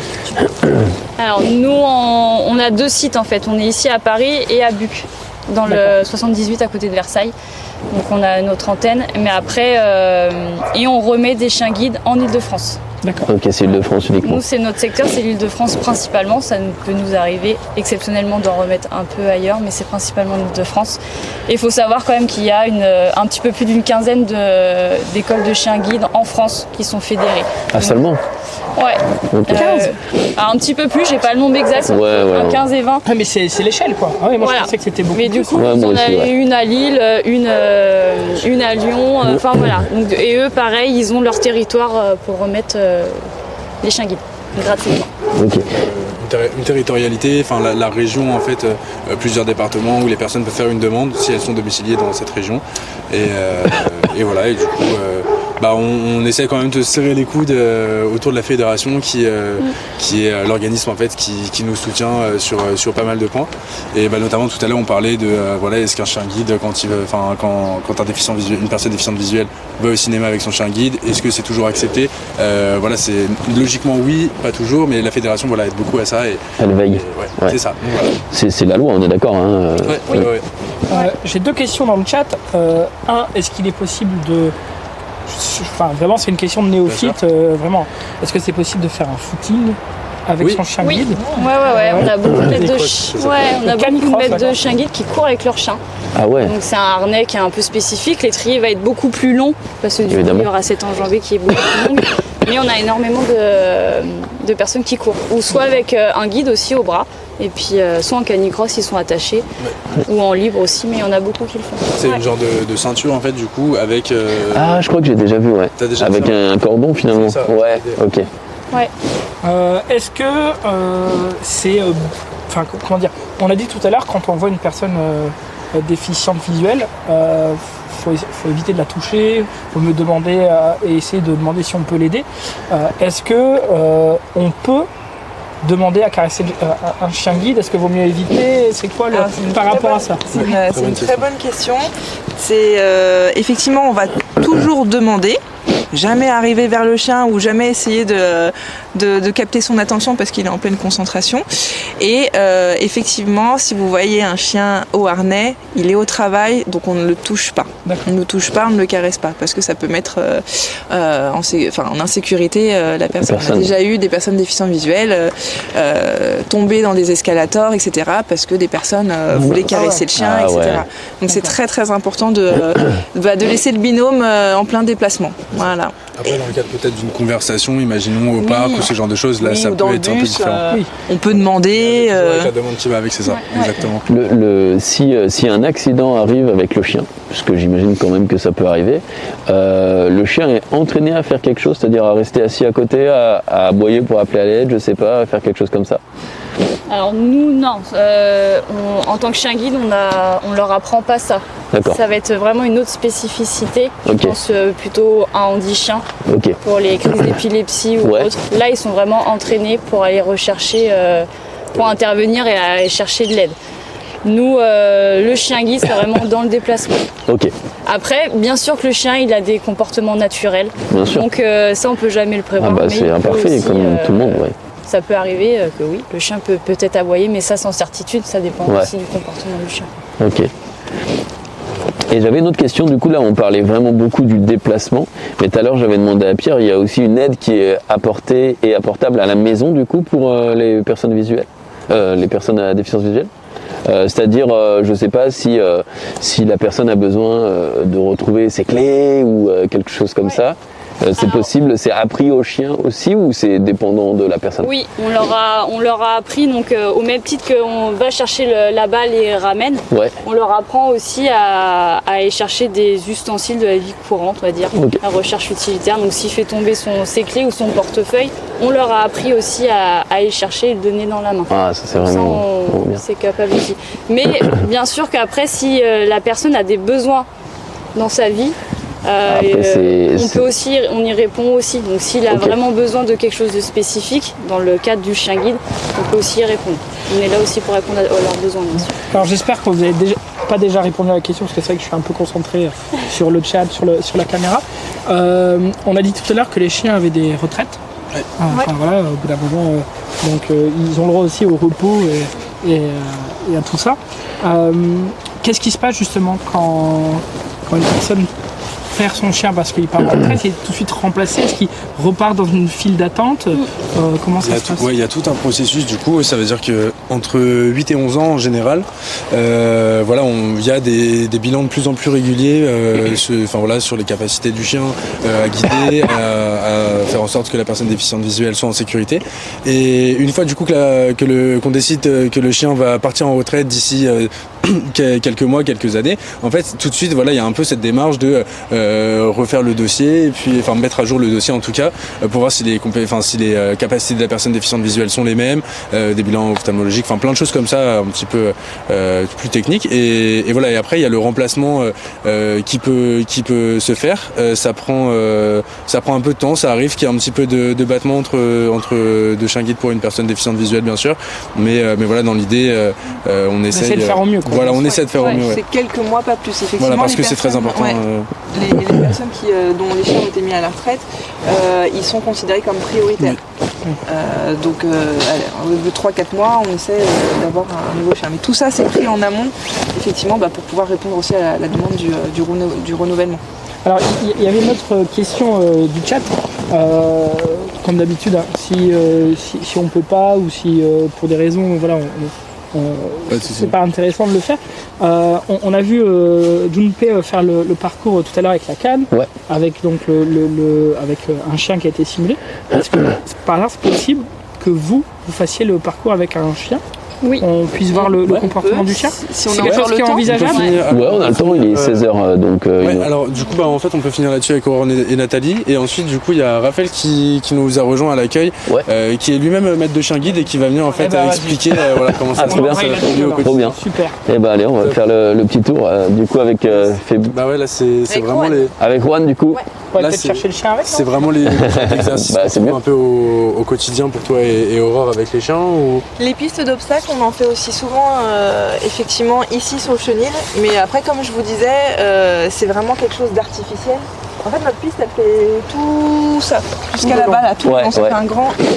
Ça nous permet de travailler toutes les situations et après on va ce qu'on appelle généraliser. C'est pour ça qu'après on part sur Paris, on va faire des trajets pour rencontrer les mêmes choses mais dans des situations un peu plus réelles. Et ben on va aller suivre. Allez, c'est parti. Jusque-là, ça vous plaît? Vous avez appris des choses? Ah bah tout. Ouais. Nous, franchement, on est ravis de pouvoir être ici et d'être très bien accueillis par l'école de Paris. Guide de Paris. L'école de chien guide de Paris. Je ne vais pas faire d'erreur. Mais les gens dans le chat sont vraiment ravis d'apprendre plein de choses. Génial.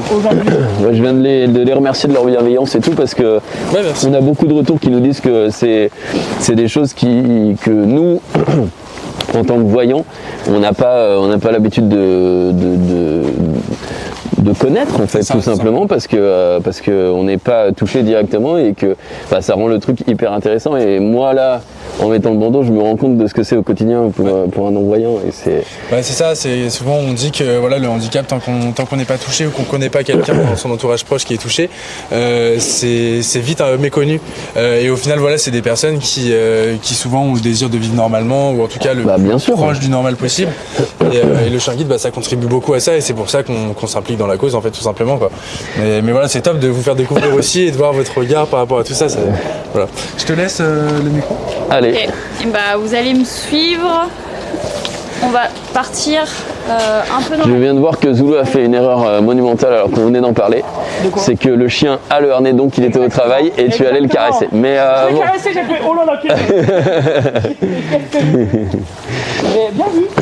Je sais pas si c'est le chat qui te l'a soufflé. Non du tout, je voulais juste te mettre en lumière quand tu fais quelque chose de bien comme ça. Et voilà, c'est exactement pour montrer les gens à ne pas reproduire. Donc là c'est conditions... conditions réelles. Conditions réelles avec le chien et son harnais. Avec Juan du coup.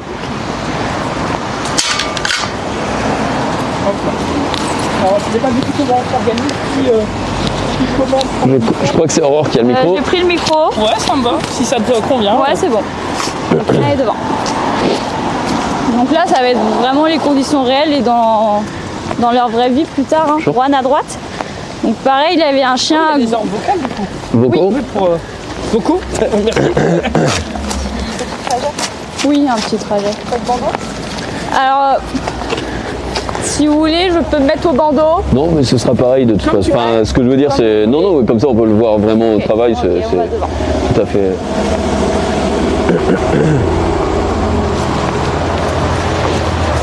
C'est comme je disais tout à l'heure, les profils du chien vont être adaptés au profil de la personne. Ouais. Juan, c'est un chien qui marche assez rapidement. Il ira avec un monsieur qui marche assez rapidement aussi. Il marche. Voilà, il y va. Faut suivre, ouais. Même tout là.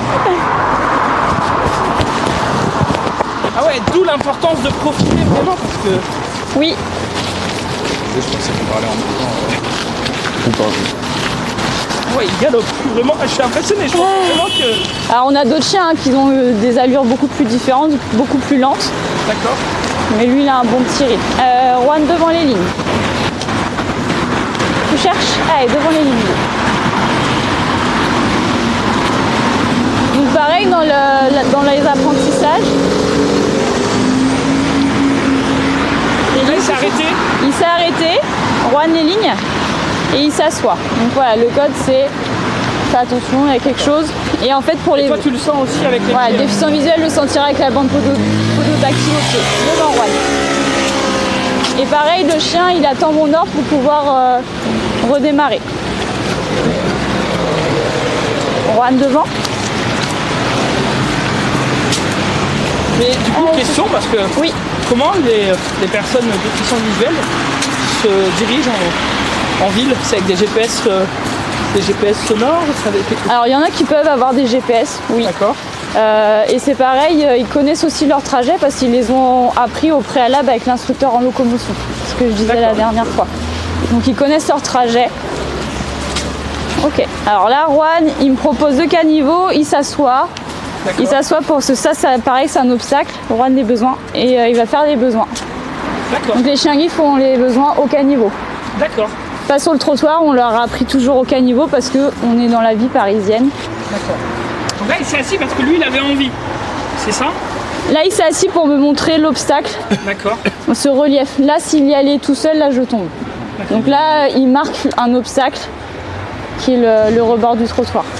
Ce qu'en général, les gens ne savent pas forcément, c'est que les chiens guides ne lèvent pas la patte pour faire pipi parce que ça peut être dangereux pour les personnes déficientes visuelles. Donc, ils ont l'habitude de simplement se baisser un petit peu, mais ils lèvent pas la patte comme les. Voilà, c'est ça. Yep. Je vous propose qu'on retourne peut-être à l'école pour avoir le temps de parler avec Raphaël. Allez, c'est reparti. Allez, on rentre devant. Donc, vraiment un live super instructif. Ah bah là. Autant pour nous que pour vous, je l'espère. Je rappelle que si vous le souhaitez, vous pouvez participer aux donations pour l'école des chiens guides de Paris. Voilà, le site va être linké dans le normalement par Vig. Si vous en avez envie. D'ailleurs, merci beaucoup à ceux qui ont déjà fait un don et puis ça nous aide parce que bien sûr, comme on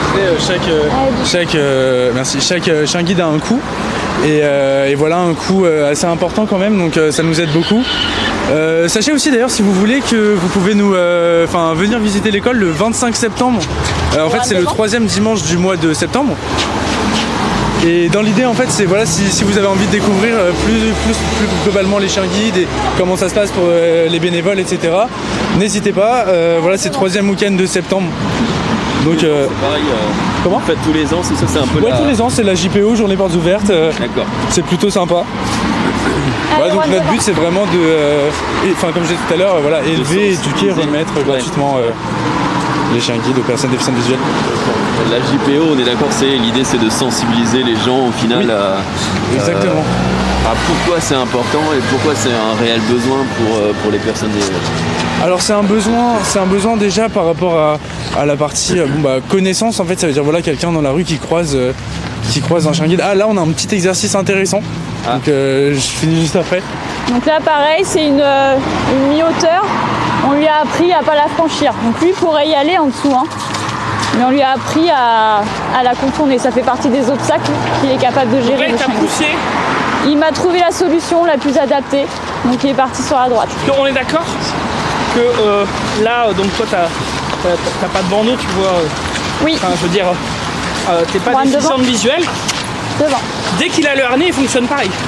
Il est au travail. Il sait qu'il a un harnais sur le dos, il est en mode travail. En tout cas, dans l'apprentissage du chien guide, on va lui apprendre toute l'obéissance qu'on a vue tout à l'heure, toutes les recherches, donc le métro, le bus, les passages piétons et toute la gestion des obstacles.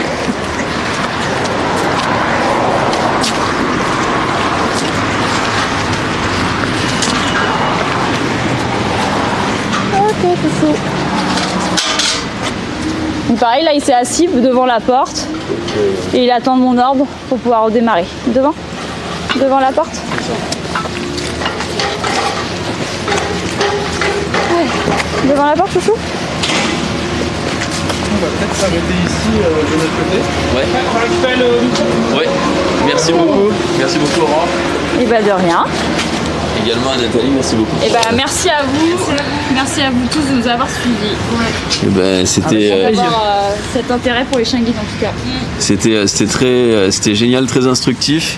Et puis on se rend compte de votre taf qui est très important déjà pour les personnes à déficience visuelle, mais aussi pour tout le monde, puisque j'imagine que quand ces personnes-là se sentent mieux intégrées, c'est mieux pour évidemment toute la société. Donc c'est parfait. Merci beaucoup pour votre travail. Merci à vous. Et du coup, merci. Merci, au revoir. Au revoir. Et du coup, là on est à Pierre qui allait nous chercher le dernier intervenant du live aujourd'hui. Bonjour. Voilà, je vous présente Raphaël du coup Bonjour. Enchanté. Enchanté. Alors peut-être... est-ce que je peux vous donner un micro? Un micro pour Raphaël, voilà, je te le donne dans la main. Yes. Et du coup donc Raphaël qui est l'un de nos bénéficiaires depuis quelques mois. C'est ça, depuis le mois d'octobre. Donc je m'appelle Raphaël Zahiri, j'ai fait ma demande en 2018. J'ai rencontré l'école de chien guide au salon de l'autonomie. Et à cette occasion, j'ai pu discuter avec d'autres maîtres de chien guide et un peu découvrir l'apport en autonomie par rapport à tout ce qui peut être nouvelle technologie simplement. Et j'ai rencontré donc des chiens en 2020. Suite tout un parcours de locomotion, pour voir où est-ce qu'on en est niveau autonomie. Et donc voilà, donc j'ai rencontré plusieurs chiens et en juillet 2021 j'ai rencontré Pouxy. Ok. Voilà, donc, qui est juste là, voilà, avec qui ça a été un coup de foudre, parce que c'est un chien qui a énormément de joie de vivre. Enfin, la première chose que j'ai remarqué chez elle, c'est vraiment le plaisir qu'elle a à guider.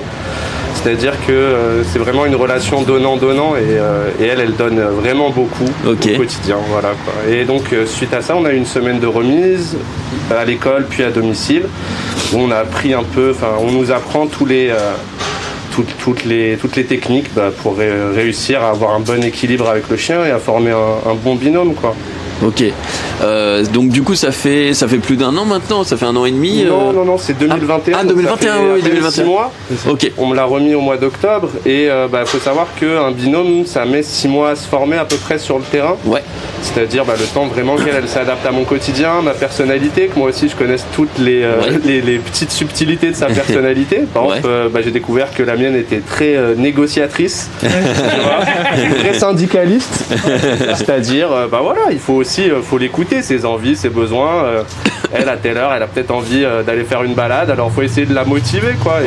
Et moi aussi, composer avec elle quand elle a trop reniflé, ça y est, je suis un peu fatigué. Donc il faut rentrer. Voilà, donc c'est tout un équilibre, quoi. Et c'est vraiment avant tout une relation très très particulière qu'on noue avec eux, quoi. Est-ce que du coup depuis 6 mois tu peux dire comme on l'a vu juste avant que voilà ta vie a vraiment changé, tes déplacements sont plus fluides, t'es en confiance? Ouais.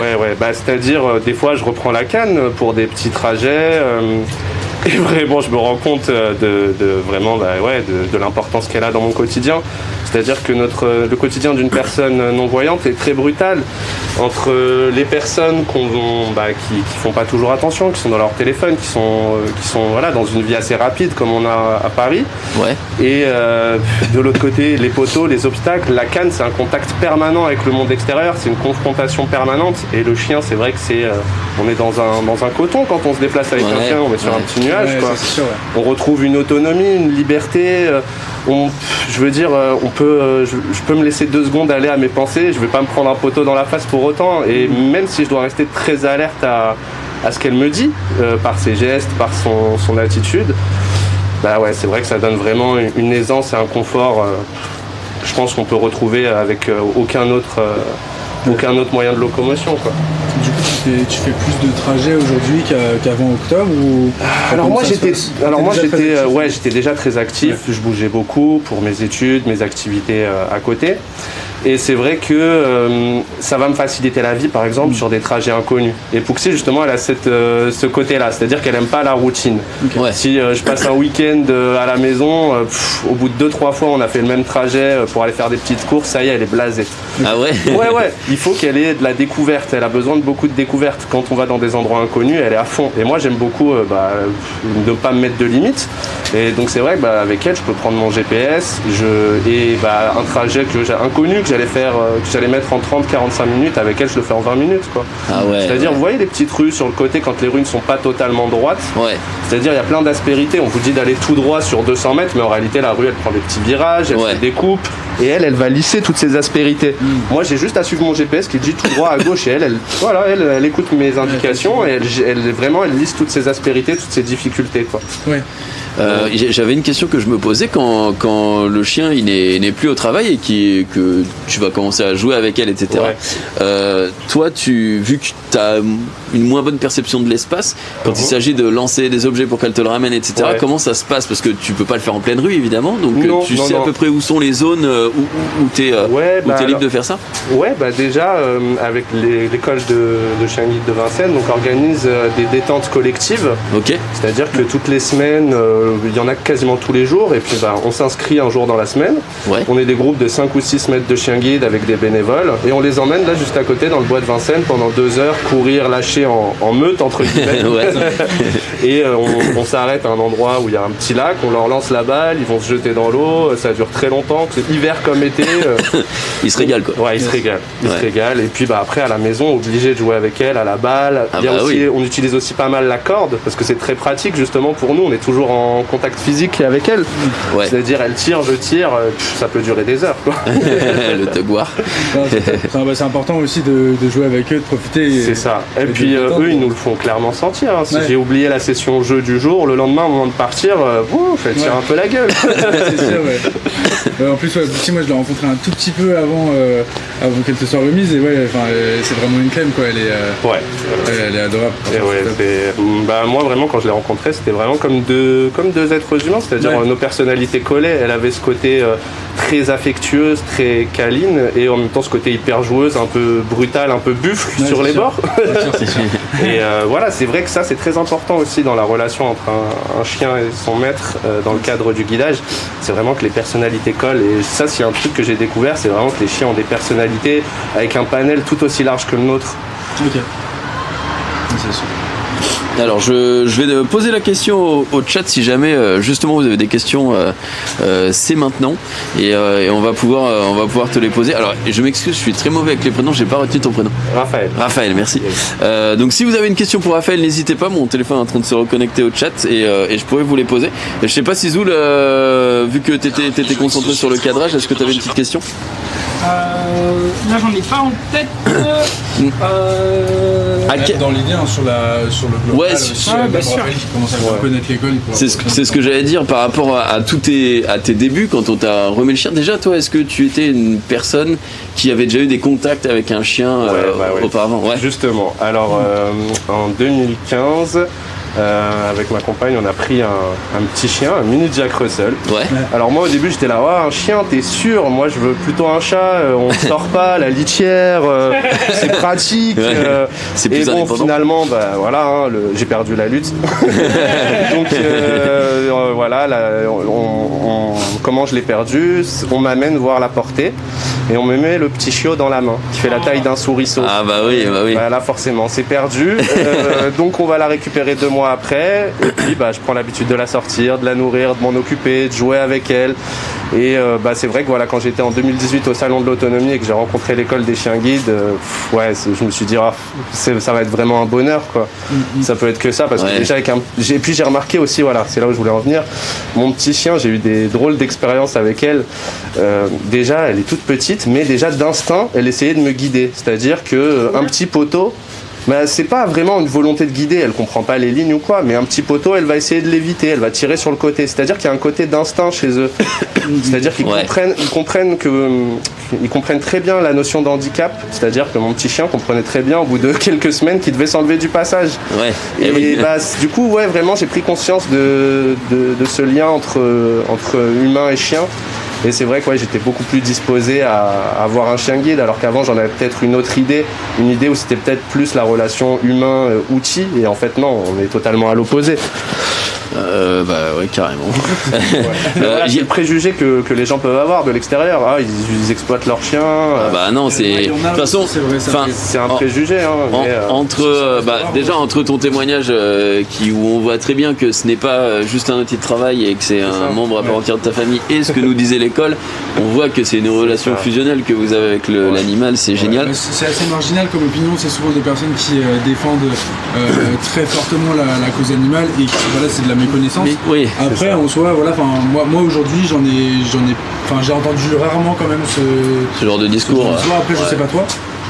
Je l'ai entendu de temps à autre, mais plus chez des personnes, en réalité, je vais le dire, des personnes qui sont non-voyantes et qui veulent pas se donner la peine de passer le pas, en fait. D'accord. Et c'est l'excuse de se dire, non, je veux pas me reposer sur un animal. Alors qu'en fait, c'est ça. Et puis même, je pense que pour la santé mentale du maître, son bien-être personnel, le chien apporte énormément. Je veux dire, pendant mes études, elle me guidait pas encore, mais elle était à la maison avec moi là au début de cette année. J'ai passé des examens avec elle. Mais c'était un soutien psychologique incroyable. Je veux dire, nous on passe les examens dans des conditions différentes, on est dans des salles à part des autres, on n'a pas le regard du copain de la promo qui nous dit vas-y t'inquiète ça va le faire, mais une petite caresse au chien même quand on est un peu stressé, c'est ça. Il y a une question qui dit comment ça marche pour savoir quand tu peux passer le passage piéton ou pas, parce que est-ce que le chien il sait quand le bonhomme est vert ou rouge? Non, comment ça se passe? Non pas. Alors déjà ils n'ont pas la notion du danger. C'est-à-dire que rien que pour ses besoins, elle doit attendre mes ordres, elle s'assoit sur le bord du trottoir et elle attend que je l'autorise à aller sur la route. Parce qu'elle ne peut pas avoir cette notion-là. Et sur le passage piéton, j'utilise, je vais vous montrer, une petite télécommande sonore, comme ça. Okay. J'appuie sur le bouton. Et hop, si le feu est sonorisé, ça va me donner le feu. Et sinon, j'utilise les techniques de locomotion classiques pour les personnes non-voyantes, c'est-à-dire d'écouter le sens des circulations pour savoir si on peut traverser ou non. Ok. Voilà. En arrivant au bord de la route, de manière générale, du coup, le chien s'assoit, en tout cas. Voilà, c'est ça. Le chien s'assoit aux lignes. C'est-à-dire que lui, son principal travail, c'est pas de nous dire quand traverser, c'est de nous trouver le passage piéton. Et pour nous, c'est vraiment le plus important. Une fois qu'on l'a trouvé, on a les outils pour traverser en sécurité. Ouais, c'est la recherche, en fait. On appelle ça la recherche. Par exemple, il y a aussi la recherche d'arrêt de bus. Par exemple, je sais pas si le métro. Si ça t'est déjà arrivé, si par exemple tu peux nous expliquer comment ça se passe pour le ticket de métro. Donc en général, on arrive devant le métro, on arrive devant les composteurs, puis là donc je lui demande de rechercher le ticket et elle a ce truc qui fait craquer tous les passants le matin. Elle met ses 2 pattes sur le composteur juste devant là où on pose les tickets et elle fait pareil à la banque, c'est-à-dire que je vais pouvoir lui demander la banque, cherche la banque et elle va chercher le distributeur le plus proche et elle va poser ses 2 pattes sur le clavier. Ah, c'est génial. C'est craquant. C'est top. Et donc toi tu trouves le clavier en prolongeant. C'est ça, c'est comme par exemple si j'arrive dans une salle d'attente, je vais lui demander de faire une recherche de siège. Pouxy, viens ici. Je vais lui demander de faire une recherche de siège et elle va poser sa tête sur le siège et je vais longer la tête jusqu'au museau pour sortir la place, localiser la place. Il y avait une autre question que j'ai vue. Est-ce que ça t'est déjà arrivé que ton chien te soit interdit d'entrer ou tu vois une situation où une personne en mode non, vous pouvez pas prendre le chien en restaurant, à la boulangerie ou je sais pas. Alors dans les commerces de proximité, je remarque que la mentalité a beaucoup évolué. Il y avait eu des vidéos sur les réseaux sociaux, on voyait une personne se faire jeter d'un centre commercial. Je pense pas que ce soit totalement éteint, je pense pas que ça doit continuer, mais c'est à la marge. Je pense que cet épisode a fait passer le message. Mais je pense que la plus grosse difficulté des maîtres de chiens guides aujourd'hui, c'est de prendre des VTC. Ça, c'est vraiment là où on a le plus de refus. Les taxis parce comme que c'est contrôlé. T'as pas l'option. Il y a Uber Pets, mais c'est pas pareil. C'est juste pour le chien Uber Pets. C'est ça. Ça. Alors que le chien guide, en fait, c'est censé être tu veux prendre un Uber, tu prends un Uber. Voilà. Pas de... Ah oui, C'est la loi et il y a encore trop de personnes qui savent pas, donc des conducteurs de bus, ça arrive malheureusement. La loi dit qu'ils peuvent pas refuser le. C'est ça, exactement. En fait, vois-le aux yeux de la loi, si je me trompe pas, comme un prolongement de la personne en fait. Exactement. Le chien, c'est ça, c'est comme une aide en fait, comme nous, comme quelqu'un qui est en béquille en fait. On lève tes béquilles, si le pied cassé, c'est compliqué. Exactement. Du coup, si vous voulez, on peut peut-être commencer à conclure. Il nous reste 4-5 minutes, donc c'est comme tu veux. Est-ce que Raphaël, t'avais quelque chose, peut-être un mot de la fin à nous dire? Tu me prends au dépourvu. Franchement, de dire que les chiens guides, c'est assez incroyable, mais il faut pas oublier que ça reste avant tout des chiens, et c'est ça aussi le bonheur d'être avec eux. C'est que vraiment quand on voit un chien travailler, comme moi je vois Pouxy travailler avec moi, elle fait un effort permanent sur elle-même, c'est-à-dire elle a envie de renifler, elle a envie de courir vers ses congénères et 99% du temps elle fait bien son boulot et c'est ce qu'il y a de plus admirable chez eux. C'est-à-dire que ces animaux, pour avoir un mot de conclusion, ils dépassent entre guillemets avec l'éducation qu'on leur donne le côté instinctif de l'animal et des fois on se prend à penser qu'ils sont presque humains. En tout cas, merci beaucoup pour ton témoignage et bravo à toi et à Pouxy pour le duo. On voit que, est-ce que je peux me permettre de la caresser? Oui, bien sûr. Pouxy, dis bonjour. T'as pas dit bonjour? Bonjour. Elle s'exprime beaucoup, elle pleure, elle parle. Ah ouais? C'est dingue. Ouais, c'est très très sensible, c'est dingue. C'est extrêmement sensible. Eh bien, merci beaucoup. Je peux te récupérer le micro? Yes. Merci. Merci Raphaël. Et on va te laisser. Je sais pas si. Chaud, en tout cas. On va tous rentrer au chaud. Oh là là. Oh Zoulou, qu'est-ce qu'il nous fait? I need help. Il y a une ligne qui est débranchée, je crois. Ah. Oh mais c'est pas grave. C'est pas grave, le boîtier est plein donc on n'aura pas de souci à conclure. Est-ce qu'on conclut ici? Est-ce que tu veux rentrer? Non, on va conclure ici. On va se balader un peu. Ouais. Tiens, je vais te rendre un micro du coup. Ouais, Raphaël, du coup, c'est quelqu'un que j'ai rencontré il y a quelques mois et puis il m'avait dit qu'il aime beaucoup Twitch et qu'il regardait beaucoup de streams, donc c'est à lui que j'ai pensé quand j'ai essayé de contacter des personnes pour un témoignage. Et voilà, il est très satisfait de son chien guide et nous, c'est vraiment ce qui nous importe, quoi. C'est que les binômes fonctionnent bien. Bah là, tu vois. Instinctivement, il adore le chien, ça lui a changé sa life. T'as pas besoin de lui tirer les verres du nez, quoi. C'est une personne qui est littéralement amoureuse de son animal et le binôme fonctionne de fou. La relation est naturelle en fait. C'est naturel mais fusionnel. Tu le voyais, quoi. Il était en mode. C'est mon chien maintenant. C'est ça dans l'idée. Voilà. Après, nous, on remet vraiment l'accent sur le suivi parce que c'est très important et à plusieurs niveaux. En fait, c'est pas seulement pour être embêtant et dire bon, est-ce que tout se passe bien, c'est aussi anticiper les difficultés, ce genre de choses. Donc mais on vous invite aussi après, autant vous que tous ceux qui nous regardent, à aller sur le site pour vous renseigner davantage. Même ne serait-ce que taper chien guide, sur Google, vous allez trouver plein d'infos. Sur notre site chienguideparis.fr. On fait des témoignages très régulièrement. Il y a aussi nos réseaux sociaux, Instagram, Facebook. Et puis, suivez le stream aussi. Lâchez un gros pouce. Merci beaucoup. Alors, il nous reste 30 secondes. Ouais. On va conclure. Merci beaucoup. On rappelle que si vous voulez faire un don pour l'association, vous pouvez. Tout est dans le chat. On vous remercie de toute votre bienveillance. On a vu que vous avez vraiment kiffé l'émission. Ouais, tout de suite, ça va être le JDH. Merci beaucoup, Azul, et à tous les participants. À bientôt pour une nouvelle émission. Ciao, ciao.